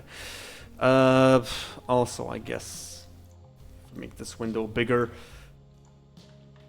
Transform geometry, and I want to transform the Z value, so combine X, Y, Z. The Z value should be divided. That's not what I wanted, but I guess, no. I want a regular divide math node. I want to divide it by 2, and that's going into Z, so the Z is on the floor. So if I mess with the Z, it's always on the floor. Okay, so I have this setup right here, yeah. So let's say that I add a new collection, call it instances, and within this collection I add not a plane, but I add a cube, which I call 0, 0 cube, and I also make it 1 meter by 1 meter. Okay, cool. But then I also add a monkey, and I also scale that by 0.5, so that's a monkey, and I call it 0, 1 monkey. So those are my instances, and here I say instance on points, obviously, and what I'm instancing is the whole collection. I'm picking random stuff and I'm picking that here, so it's now instancing random cubes, random whatever, but I have this instance index. So if I add a value called index, yeah. If I add an index, no, that's not it. I want to pick the index. Let's add a switch node because I'm gonna use that, and the switch is gonna be integer. So it's using either 0 or 1 in my case, and I'll plug that into the instance index. So now it's using 1. If the switch is 0, it's going to use 0. So I can toggle between, 0 and 1. And I need to make a Boolean mask that's going to pick one of these. So if I pick a random value, and that random value is going to be an integer, and I pick 3 of those, and I not combine X, Y, Z. What's the thing? So the idea is that this is X. Oops, no frame. This is X. This is Y. This is Z. the X and Y, no, they all should be like less than, actually compare, they should be a compare node. And this is the X compare node. So I'm gonna name it X compare. What's that name? X compare. I'll duplicate that, I'll call this Y compare, and I'll call this Z compare. We're going into the maths now, right? So this is gonna be equal to a random value, and this should be an integer. So max is supposed to be like, minimum is supposed to be 1, max is supposed to be the X, right? And that is gonna be it. So this is the X, this is gonna be the Y, so the Y is gonna be the max, right? So these two are giving me random values of the X and the Y, and minimum is 1, obviously, and maximum is the thickness of the thing. But for the Z, I think, yeah, I think those should be integers, obviously, and the max, these should be it, and the integer should be connected to both of them. Minimum, maximum, yeah, because it's between 1 and whatever. But for the Z, it's supposed to be an integer. The minimum is supposed to be like 2, I guess, and the maximum should be a random. No. It should be like, yeah. It's fine. Sorry. I'm thinking. The maximum should be between 2 and the Z, and that's that. And it's a random value, so it's gonna give me random things. And I think Boolean math should be set to add, where it's both this and that, as well as add this and that, and that's my switch. That's not working. Okay, let's think about this again. So switch is 0 to 1. So it's either 1 or 1, so the minimum is 0. If I put this, if I mute this one and put this into the selection, cut this.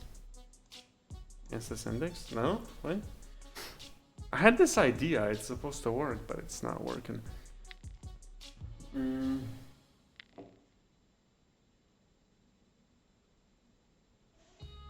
Can confirm all the best ideas happen in the bathroom. That's true. I'm not sure if I spelled the name right. What ray tracing does Cycles use? No, it's screen space with Eevee. Eevee is screen space, Cycles is proper ray trace, so it's actually calculating the bounces and stuff. But Eevee is screen space, so if it's not on screen, it's not going to be visible. So Eevee is faking a lot. I'm using this collection, and the integers are either 0 or 1 based on this.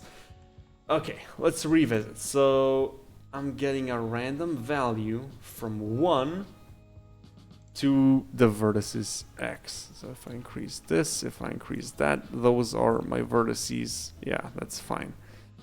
This is giving me a random value from 0 to 1, and it's both going in here. Maybe that's the issue, because they're both going in here. No? I feel like they should, because they should give me the same value. But this is a random value from 0 to here, and that's the Boolean. I don't think that should be a compare node. That should be the switch node. And these, this is actually integer, so this is socket 1, this is socket 2, but I don't think that's true either. Hold on, because it's using one or the other. Let me think. So it's either both or none, which makes sense why it's not using that. Okay, I need to rethink the logic. So for the y, well, let me just delete all this so I still have the whole thing. So this is all random cubes and monkeys. I either need a value of x, which is absolute. So I'm gonna add a math node, this, and set it to absolute. Here, I'll also add this for the y. It doesn't matter if it's x or if it's y, that's perfectly fine. So one or the other. This is absolute x, this is absolute y. Is there a minimum maximum thing that I could... there's a compare node. Compare. And it should be equal. So the x should be equal to a random value, which is a random value of integers between 1 and the x, and that should be the b socket, and I should duplicate that for the y. So it's y maximum, and this should be 1. No, wait, this absolute should be 1, because it doesn't matter if it's going one or the other. So this should be a Boolean math node set to OR. So it's either the x or the y, and that should be a switch node. I'm trying, guys. So the switch is this, and it goes from 0 to 1. I'm doing this as an instance index. Okay, I'm sort of getting the result. So it's either, you know, the absolute, it's either a random value of x or the random value of y, and that's it. And now that should be end, because if this were the node, it's not doing anything. Okay, so the z is a problem. If this is it, yeah, that's an issue. So I'm getting a random z value from either minimum 1 or the z value, whatever this is, and I'm comparing it if it's greater than 2. Random value blah blah blah blah blah blah, and it should be less than, no wait, it should be greater than 2. It should be less than, no, this value should be less than the height of z. And if I put this in here, I really thought I was onto something. Vertices z, no, I think this is wrong. This is all wrong. I need a position attribute, and that should go into a separate xyz, and the z is what I'm interested in. So the z is supposed to be less, greater than a random value. So random value. Okay.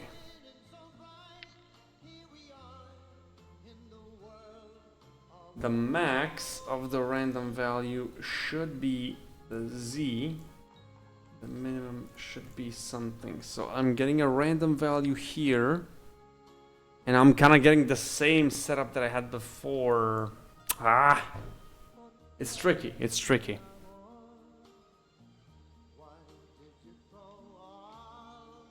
What's your key to learning faster? One time I see you starting a new thing. I know you already know it. I see a map. Oh, I see. My key to learning faster is actually my voting poll in the Discord server. So somebody suggests, hey, you should do X thing, right? I don't really know the X thing, but I'll put it on the voting poll anyway. So if that gets voted, and I should do a video on that, and I don't know anything about that, I'll start researching the Blender documentary, the user manual, you know, see how that works, why that works, and I'll just research a whole bunch of stuff to educate myself. And once I understand, then I will feel comfortable to make a video on it. So in a way, by making my YouTube videos, I'm also learning myself. So it's a positive thing for all of us. How is this working? So I want a value.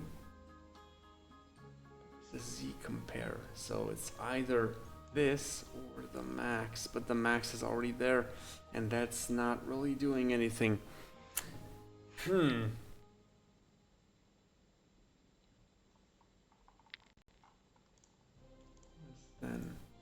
greater than, equal. Come on. It makes sense in my head, so I'm getting a value that's between 2 and between the max vertices of the Z. So there's a value between, you know, between this and this. There's a random value. And all the values that are less than something, and it still doesn't work, all of these random values that are less than something should be selected. But that's not what happens. Oh, because this is AND. Oh, maybe this should go directly into the switch. Yeah, there we go. So all of these values that are between these that are less than 4, but this doesn't look like they're less than 4. Why not? Because, but this is the Z value. So this should be a random Z value. Hold on. I got it. I'm thinking. I need to incorporate this into this somehow. So vertices Z, and this is now all over the place. Vertices Z is a random value. So between this and that.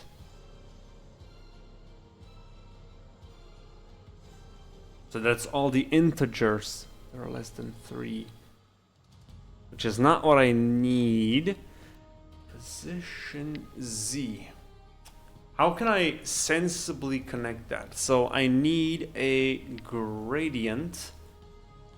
You're now seeing the troubleshooting phase.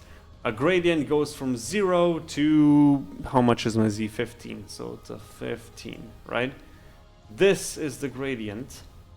And I need a value that picks one of those random 0 to 15 things and select everything below that, right?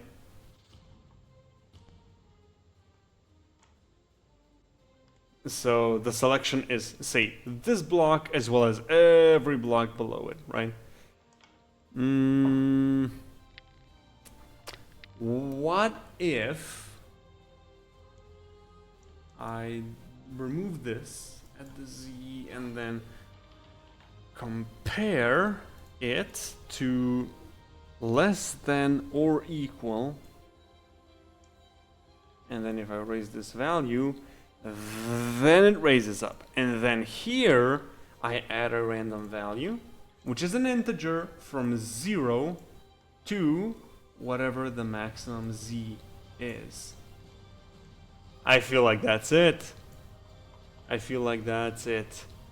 if I add a math node in between here, and I just subtract a bunch of stuff, yeah, you can see that there's a value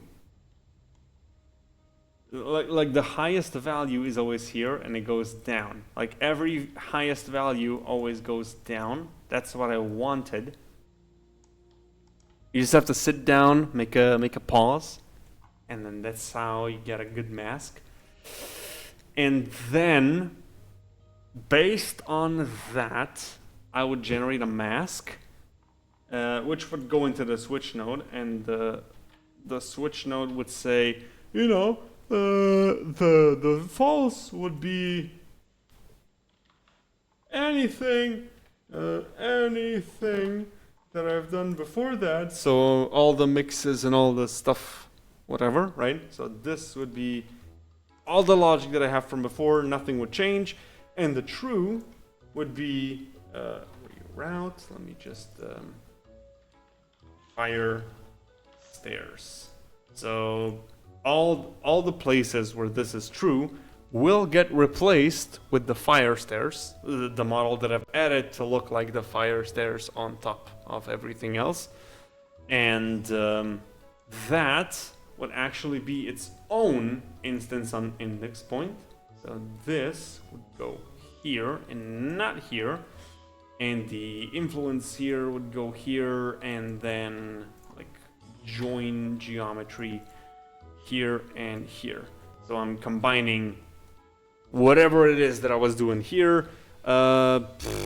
Let's duplicate the monkey and then move it. And then this is like 0 to monkey. And this here, just drop this down, would be a random value, which is an integer between 0 and 1. This is 1, and the second one is just all the stuff that I'm adding on top of it. It doesn't make sense what I'm doing right now, but that's the logic. So the logic up here, all of this stuff technically can't be deleted. So all I need is this, right? 2.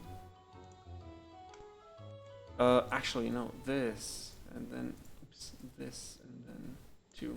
That's the logic here. So the logic here is that, you know, I have all of these regular stuff up here, and down here I'm taking vertices z. So I'm subtracting a value from the vertices z, and that's going into the random value compared to the absolute position. So the absolute position minus the random value of the subtracted vertices z. I'm getting random heights of the z and everything below those heights. And that's a switch that's gonna switch from these already existing rules plus the value of 2, which is my monkey that is offset, which is my rails. And then I'm merging all of those, so I'm adding those rails on top of my already existing building. That's the logic. That's the logic. Drink water, thank you. Yes, I should drink water. Actually, I'll stop streaming relatively soon because I've been going on for how long? How long? It's been two and something hours. If you count all the stuff, all the hours that it took me to fix the stream, it's almost around 3 hours. It's not fun. So I have this fire escape, right? Random X wide.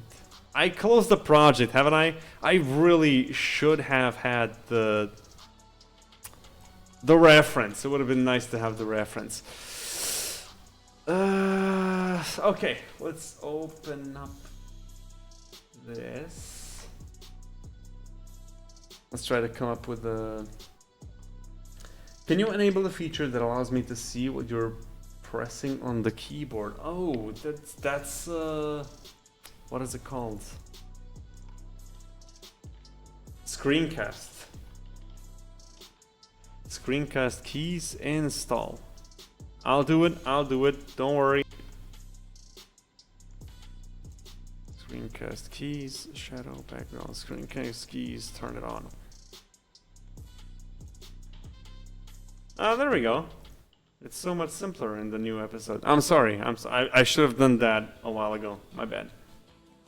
It doesn't work within the graphs though. You can also only see it here.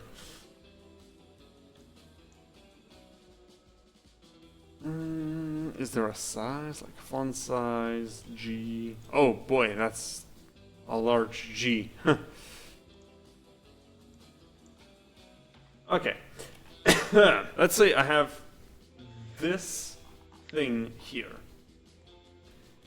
And I need a mask that says position. I want to take the position and I want to separate it by XYZ. I'm interested in the Z position.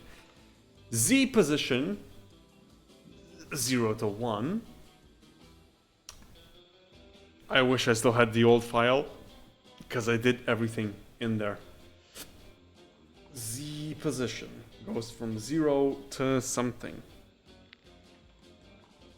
And I will compare it to a random value. So I'm comparing a random Z to a random value, and that random value is an integer that goes from 2, because the minimum I want is 2, and the maximum should be the height input.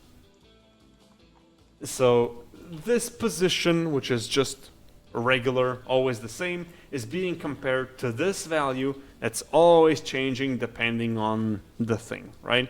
So I'm putting this value in here. And that's the Z position, which technically is my entire mask, if you come to think of it. Yeah, no, but I still need to add the modulo nodes. Yeah, no. It's not done yet, absolutely not. But at the same time, it's fun to think about because it's almost done. If I add a reroute node very close to my output, so I can plug this here and call this, what do I call this? Fire escape. Sure. So now, after all of this is done, I feel like the fire escape should overwrite everything, but it's also its own instance on points. So I'll duplicate that, move it down. I don't like duplicating my instance on points node because that's I've already done that and it already works. I don't like adding another one. I will take my instance, that is this, flatten it out, sure, and then I'll take my, yes, I'll take my fire escape mask, that is correct, and I'll set it here, and I will place it here, and as my fire escape I will choose the value 31,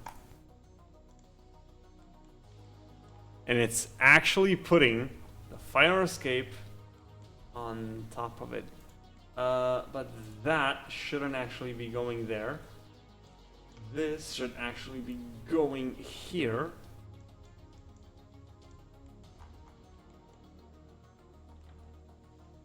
And this should only have the fire hazard.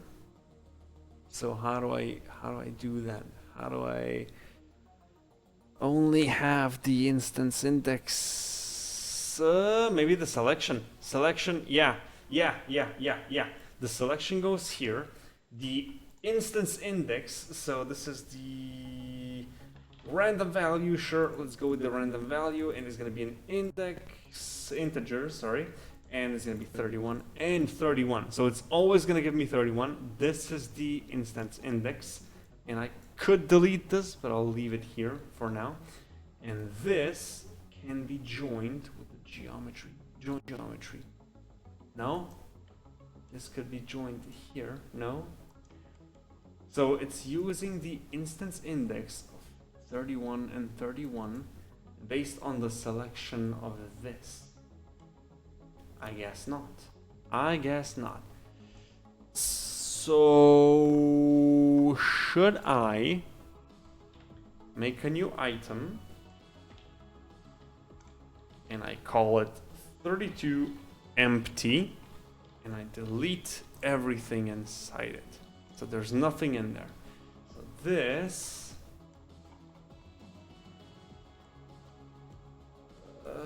yeah, this mask actually switches between 31 and 32. That now this should be like 31 and the mask should be 31. That goes into the instance index and this goes into the join geometry. Nothing happens. I need to add what I've done. I was close. I almost had it. Let's think about this. Okay, no random value, no switch, no anything. I will dissolve this. The selection index should be this switch, because this is the already existing thing. Now we're just adding on top of it, and we want to add that as well. Maybe if I plug this directly into the instance index, yeah. And so it's just gonna be 0 wherever it's not the switch, but the switch is just true all the time. So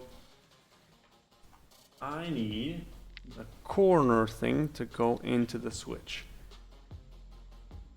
So it does look like if I mess with the switch, if I change it, it does look like it's going down. So this one is here and it's going down all the way, right? So it is picking the highest point and it is going down, but the problem is that it's deleting whatever is underneath. And I just want to keep this. What can I do to isolate this?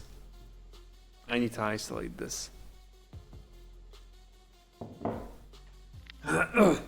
So I currently have the main switch node, which is doing, you know, all the things that the building is. This is not a good example of muting it. I should have done, you know, this. It's doing all of this. This is all the logic, and now I want to add on top of that only the logic for the stairs. So if I put this onto 33, this is empty. So 31 is the fire escape. If I see it up here, the fire escape is scaling down, right? That's what I want, but I only want the result of the fire escape. So I guess this has to go into the switch, and it's 31. If I put this in here, just so I can preview it. 31 and 32. This feels like what I want, but I don't know why why the awnings are there. So I guess this can be going here. So I'm back to my regular thing. And this could be going here. And this not viewer. This could be going here. Why is it empty? I have no idea. It's supposed to work. It worked just before.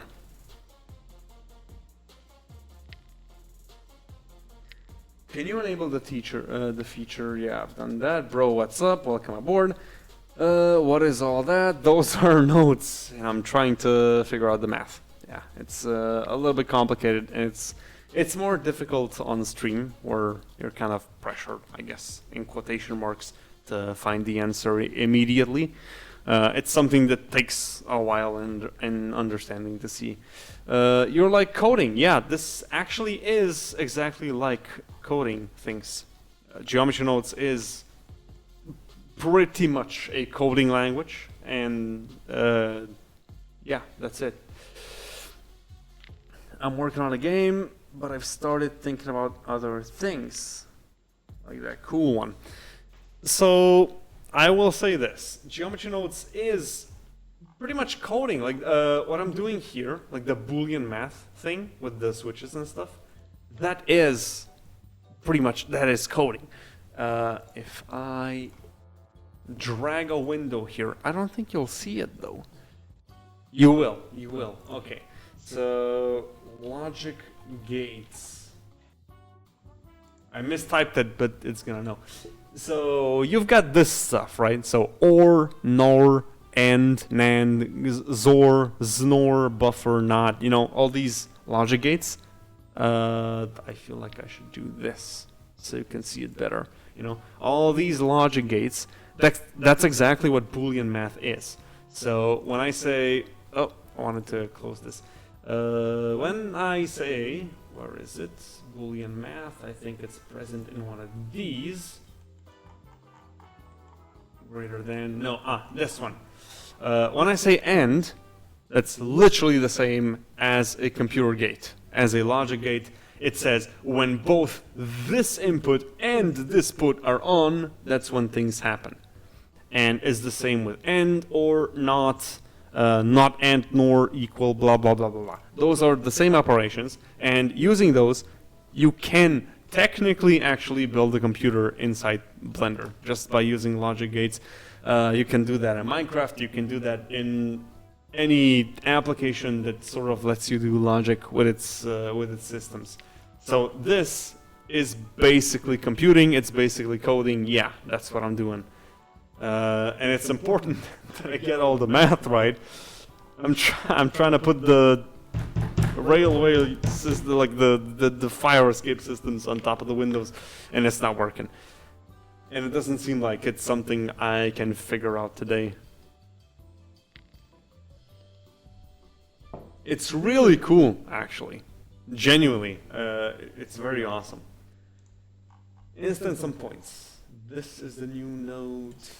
I really want to give it another chance. I want this to work. So this is the fire escape. I have the mask, absolutely. So I want to take the existing mask. Reroute. This is the existing mask. And if I put that into the instance index, yeah, I just get a duplicate. So if I transform geometry here and move it, it's not doing anything. What the fuck? Oh, because the points have to be connected. Oops. Points have to be connected. So if I plug this into join geometry and now transform geometry, I knew I wasn't crazy. It still doesn't work.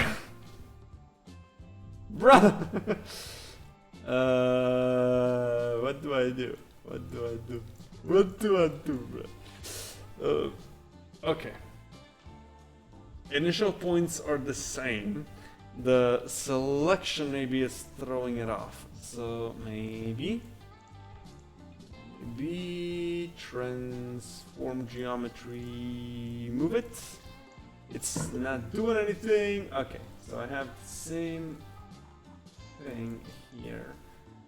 This should spawn the same stuff on the position here. Oh, instance. What is this connected to? What is the instance connected to? Instance, let me see. Is connected to the collection info, which is parts. I think this is missing. 100% this is missing. So this is instance. This is now also instance. There we go. I have a duplicate of the thing where I can move it around because the instance index is that. So my plan is to say, hey, if this mask, I just punched my screen. If this mask is on, I want you to use this. And if this mask is off, I want you to use the...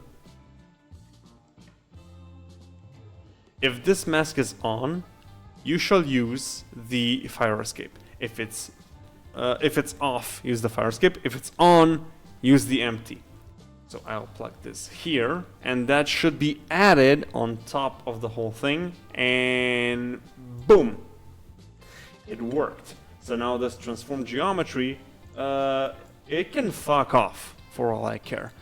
So you can see I'm actually getting these, and they're almost connected. They're connected here, they're not connected here. So something is off. But I'm progressing, see? I'm getting these fire things here.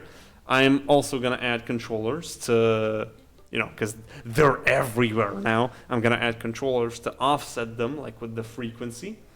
Just like I did, hold on, with the door, right? Because the doors are organized. There's one here, here, but that's it. They're not all over the place. And I will do that with the fire escapes as well. So I'm adding fire escapes as well as AC units. If there's anything that you think that this can benefit from, please let me know. I want to add it. I want to make this as good as possible.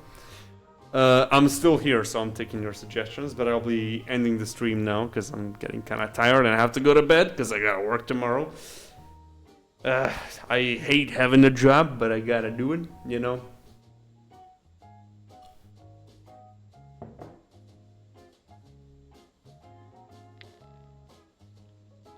This man said, I thought Blender was just a tool for building and moving things, but I'm shocked. What do you mean? Blender is the most versatile things. Have you seen the rigs, the geometry nodes and so on? Have you seen the scripting? Blender is amazing. It's science. How many minutes does it take to learn something like animation? Has it been translated into a 44-minute video? I will say that I've done videos on animation and they are short, but it takes longer than that to actually learn the concept. I'm not gonna say that I'm a complete one-stop shop or whatever.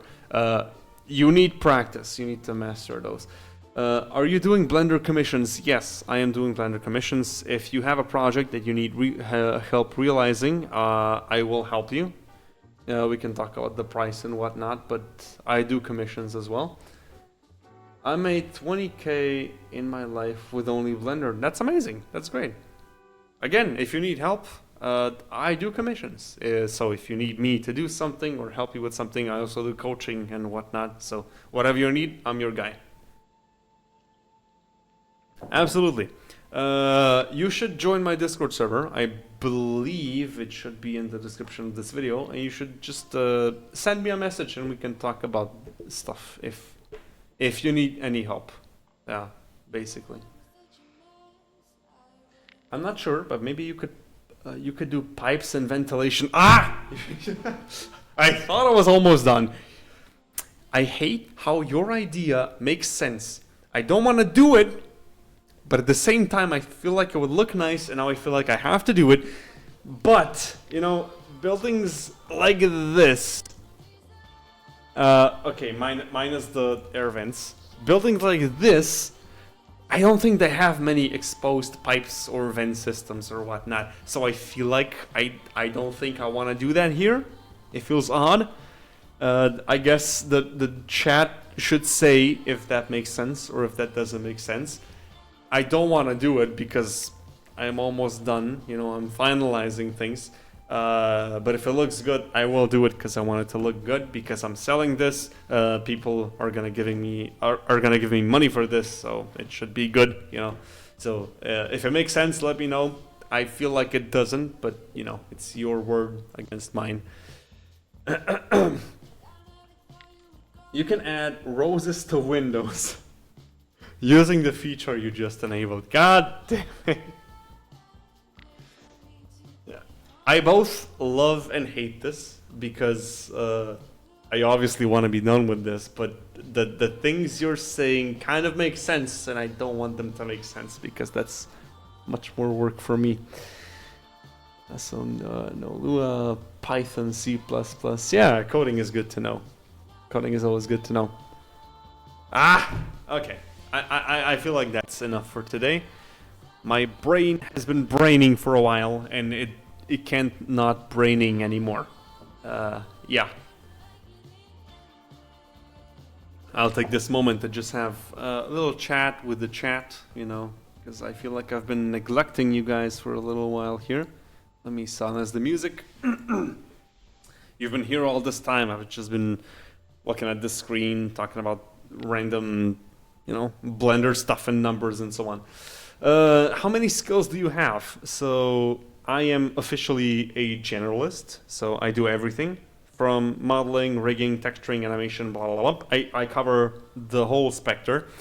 If you want a professional animation, specifically the movement and stuff, it's probably better to hire an animator who specializes in animation, because they'll do a better job than I will.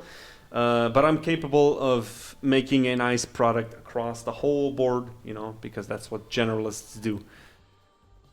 Thank you for the efforts. You're welcome. I love helping people, and I love seeing what those people can do with the knowledge that I give. Like me. Okay, so you're also Divas, like LN Divas. I don't know how to pronounce that. You're also a generalist. Yeah. Being a generalist is useful if you're in a small team. So if the team is small, they need someone who can cover a lot of area, right? Somebody who knows their way across multiple different disciplines. But at the same time, like if it's a bigger team, they probably need a specialist because they need someone who knows their shit, I guess, very narrowly, but they know it very well, right? Like jack of all trades is a master of none, right? If you're a generalist, you're a jack of all trades, but you're not a master of any of those, right? And if you specialize, you're a master of a very specific trade, but you don't know much about the other stuff. There's obviously like, it's not like a harsh cutoff. There's a fluid, you know, you can still be a generalist and know a lot about a certain topic. But generally, if you are doing everything, you won't be as specialized in something as somebody who is paid to do it full time, obviously. It is a trade-off, and unfortunately productions oftentimes don't realize that. So if you tell them, hey, I'm a generalist, they'll tell you, oh, so you do everything, right? So they expect you to do everything and everything perfectly and whatnot. So when inevitably there's a mistake in your final output, they'll say, hey, you messed this up, but you're a generalist. You should be able to do everything perfectly and so on. And you're like, no, that's not what I do. And they're like, yeah, you do everything.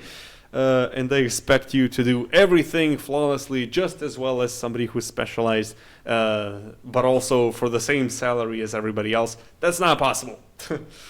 Like, the salary is not realistic, but at the same time, I do everything. I'm not gonna be as good as somebody who does only this thing all their time. You know, I'm not gonna be as good at that thing as they will, right? I cover spectrum, not equality, I guess. So be prepared for that conversation if that's what you're going for. I hope you'll make a video explaining how to earn money. I mean, I guess that's useful to know. But that's not...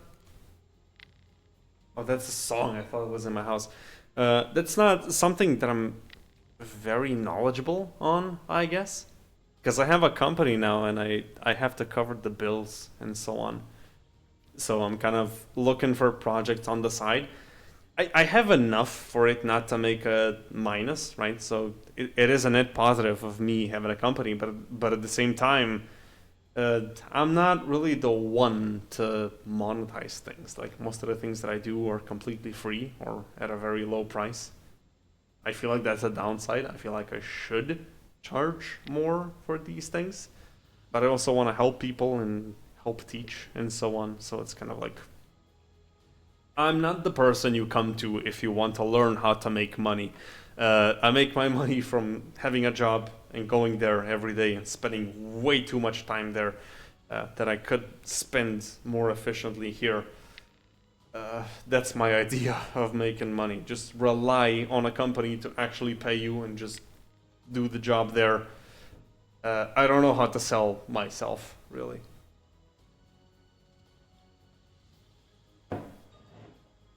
Blender was my full passions, but now I'm making websites for business and I'm doing good.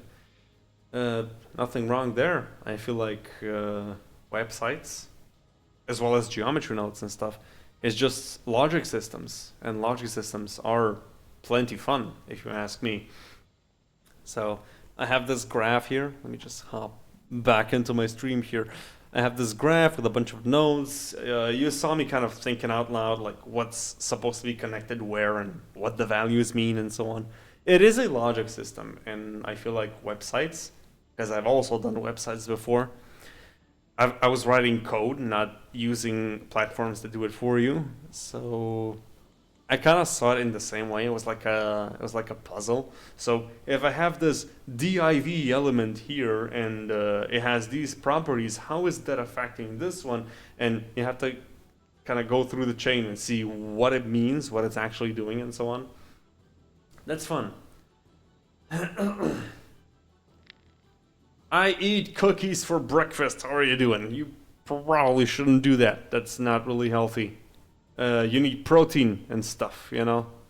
Ooga booga. You need protein. The only gap in Blend that I have is in animation. It's just pain in the ass. There, I should say, like, practice. Practice makes the best. I'm trying to think of a better sentence, but that's genuinely how it is. You just have to, if you're not good at something, you have to do it more, and then you'll be better at something. And in most cases, like for compositing or blending or whatnot, or lighting, you'll meet people that have experience that can give you tips and so on. And for animation, certainly there's tips to be given, like a lot of them. But at the same time, animation, I feel like, is one of those disciplines that really requires that practice. It requires you to do it and to create garbage, and you will think it's garbage, and others will think it's garbage.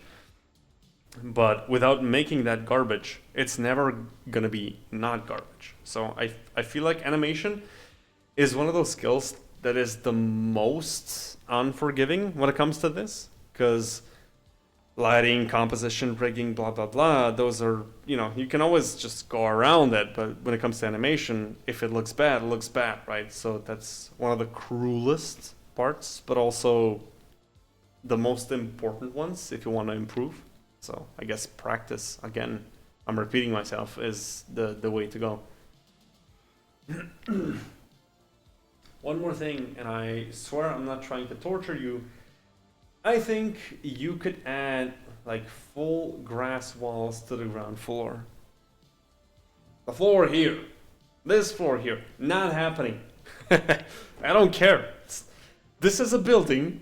The grass is not part of the building. If this building is going to be used somewhere where there is grass, they can add the grass just as much as they want. I'm not doing it here. No, thank you.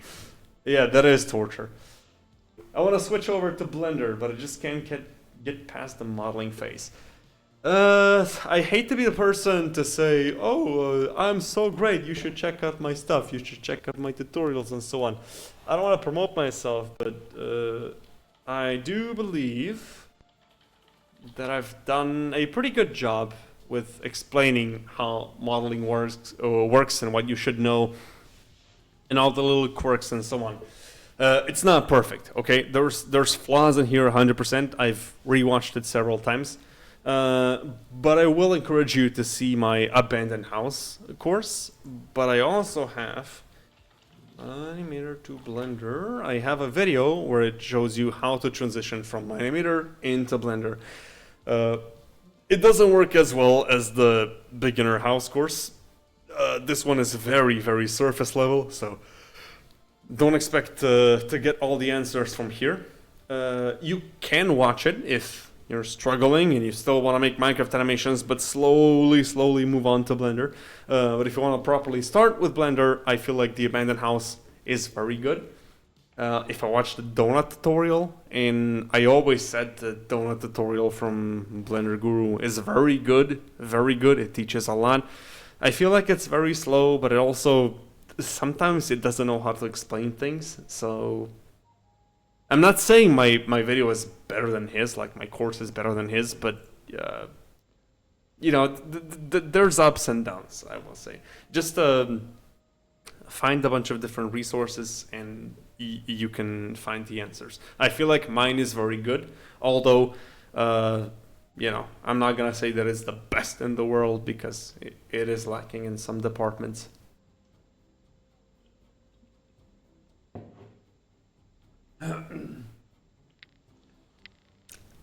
My biggest paid project is the one that I combine in 3D websites. It took long, but it's highly worth it. I mean, yeah, just take more of those. If it's good, like if there's no complaints from the client, that means you did a good job, you should take more of those, absolutely. I've known you since the Minimator days. Thanks to Blockbench, I managed to do better with my modeling in Minimator. I'm glad that I was able to help you, and I hope to see you come to the Blender side. It's not the dark side, it's the light side. It's so much better. I understand why people cling to Minimator and Model Bench and so on. I see the appeal in that and the simplicity. It makes it less scary, right? Because the software does a lot of it for you, and then you enter Blender and there's so many things you don't understand and so on. But it's not really all that many things. When you get used to it, it gets very chill. Blender turns from that scary interface you don't understand with a million buttons into a close friend. Genuinely, and I've rewatched actually my Blender course. I've rewatched it not too long ago, like a few days ago, just because I wanted to see if it's actually a good explanation on how to start Blender and so on. And it's not really that bad, really. I explain a lot, and all the concepts they keep repeating, so it kind of you kind of build a pattern in your brain saying, oh, okay, so this is something that I already know, right? It's scary only at the start, but I dedicate a whole episode into info dumping, and then in the next episode when something happens, I'm like, hey, remember this? Okay, like this is what we're doing. So it's kind of, I've planned it in a way that it's slowly building up and trying to, you know, increase the learning curve. How do you comment on something you've made? I don't know. I think it's good. People in the comments think it's good. I can see some flaws why it might not be the perfect course, but I feel like it's a very valuable resource, and I put a lot of effort into it. So I recommend the Blender course. Oh God, there's a lot of messages in the chat. Jeez. I might be yapping too much, but I don't have time to answer all of this. Okay, I want to switch to Blender. I've seen this one, my biggest project. Okay, I've seen this one. Remember when you did the ultimate animation tutorial and you lost your animations and you said, I love this, your face was telling the opposite. Did I lose my animations? In my animation thing, I don't remember that. I remember the IK handle not working, but I don't think that was the animation video. What are you talking about? I'm curious now. Hold on. I have to check. Animation. This would have been so interesting if this was a voice call, not a live stream. Okay, so this is all theory, right? When did I lose my stuff? Because Here I'm talking about, you know, the theory, how Blender works, how keyframes work, what is the graph editor, and so on. Principles of animation, yeah, sure, okay. Everybody has to do those. Bouncing ball, yeah, that's the standard. And now I'm animating a backflip. I don't think I've lost anything while animating a backflip. Yeah, Blender has cloth and water physics. That's enough to make me want to switch. Sure. I guess you used the wrong formula and got the right result. It's not a reason to switch, but if that's what's gonna get you to switch, I feel like you'll get a lot of benefit from that. Obviously, apart from, you know, the simulation stuff, because simulations in 3D, they're never like, they're always presented as press a button and it's gonna work. They're never press a button. It's a whole science to get a simulation to work well. As a professional who has done that quite a bunch of times on client projects, it's never fun. Simulations are awful. Even if you are educated, and I've done my research, you know, if I've tapped the old keyboard to learn as much as I can about them. Doesn't matter how much you know, it's always guesswork. Simulations are not good to work with. I don't recommend. No. Even as a professional, no. I've seen every setting. I've tried everything as possible. It's never as good as you're trying to imagine it to be. They're useful. They're cool. You can use them. Obviously, there's places where they are a massive lifesaver. Don't rely on them though. No. Try to avoid them if you can.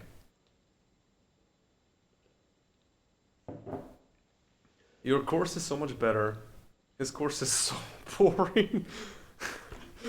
When I started Blender 3 years ago, I was at the edge of quitting just because of that course. I feel like I need to say something because Blender Guru, okay, his donut course, Andrew. It's not wrong. It's cool. You know, almost everybody started with that. I actually never finished the donut course, also because I thought it was kind of boring. But it's a piece of history. It's a piece of artwork. You know, who am I? I've got what 60,000 subscribers. I just came onto the scene in quotation marks, and I'm gonna say I'm better than the freaking Blender Guru, right? That's disrespectful as fuck. You know, he started this. He's been here for so long. His tutorials is what are what raised generations. It's not my place to say his tutorials are bad. You know, although I try to design mine to be as engaging and cool and whatnot as possible. There's no reason to throw shade at Blender Guru, right? I think they're boring, right? I personally think his tutorials are boring and whatnot.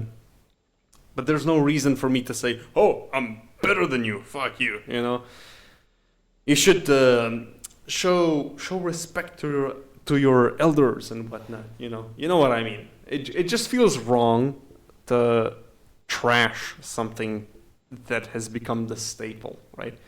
Even though I might think that my tutorials might be more engaging and more useful or whatnot, that's not a reason to disavow.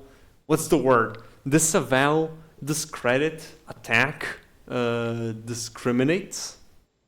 One of those, a tutorial that is a staple from a guy who is also the staple. He's the Blender Guru. Everybody knows him, right? I am nothing compared to that.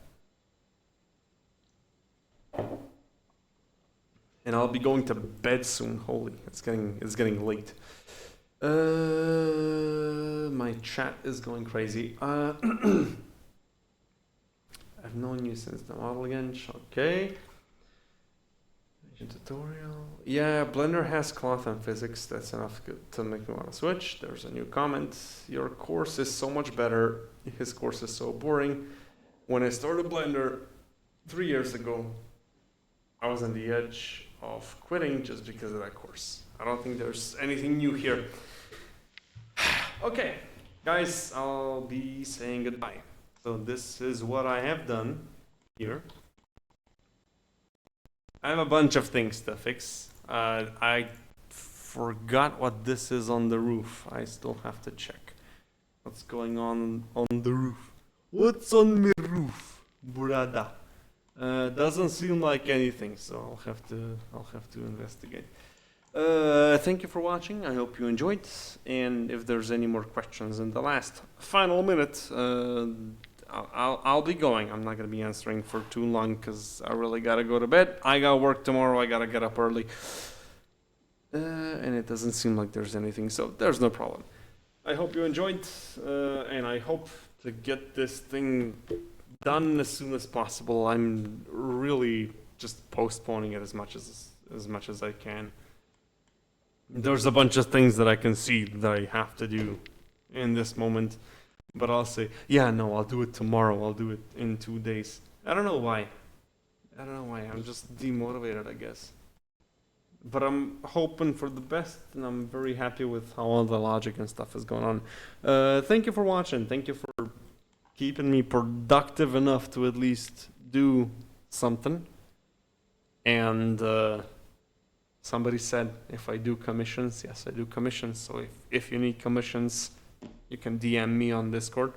But apart from that, thank you for watching. Stay sharp, and I wish you all the best. Bye-bye.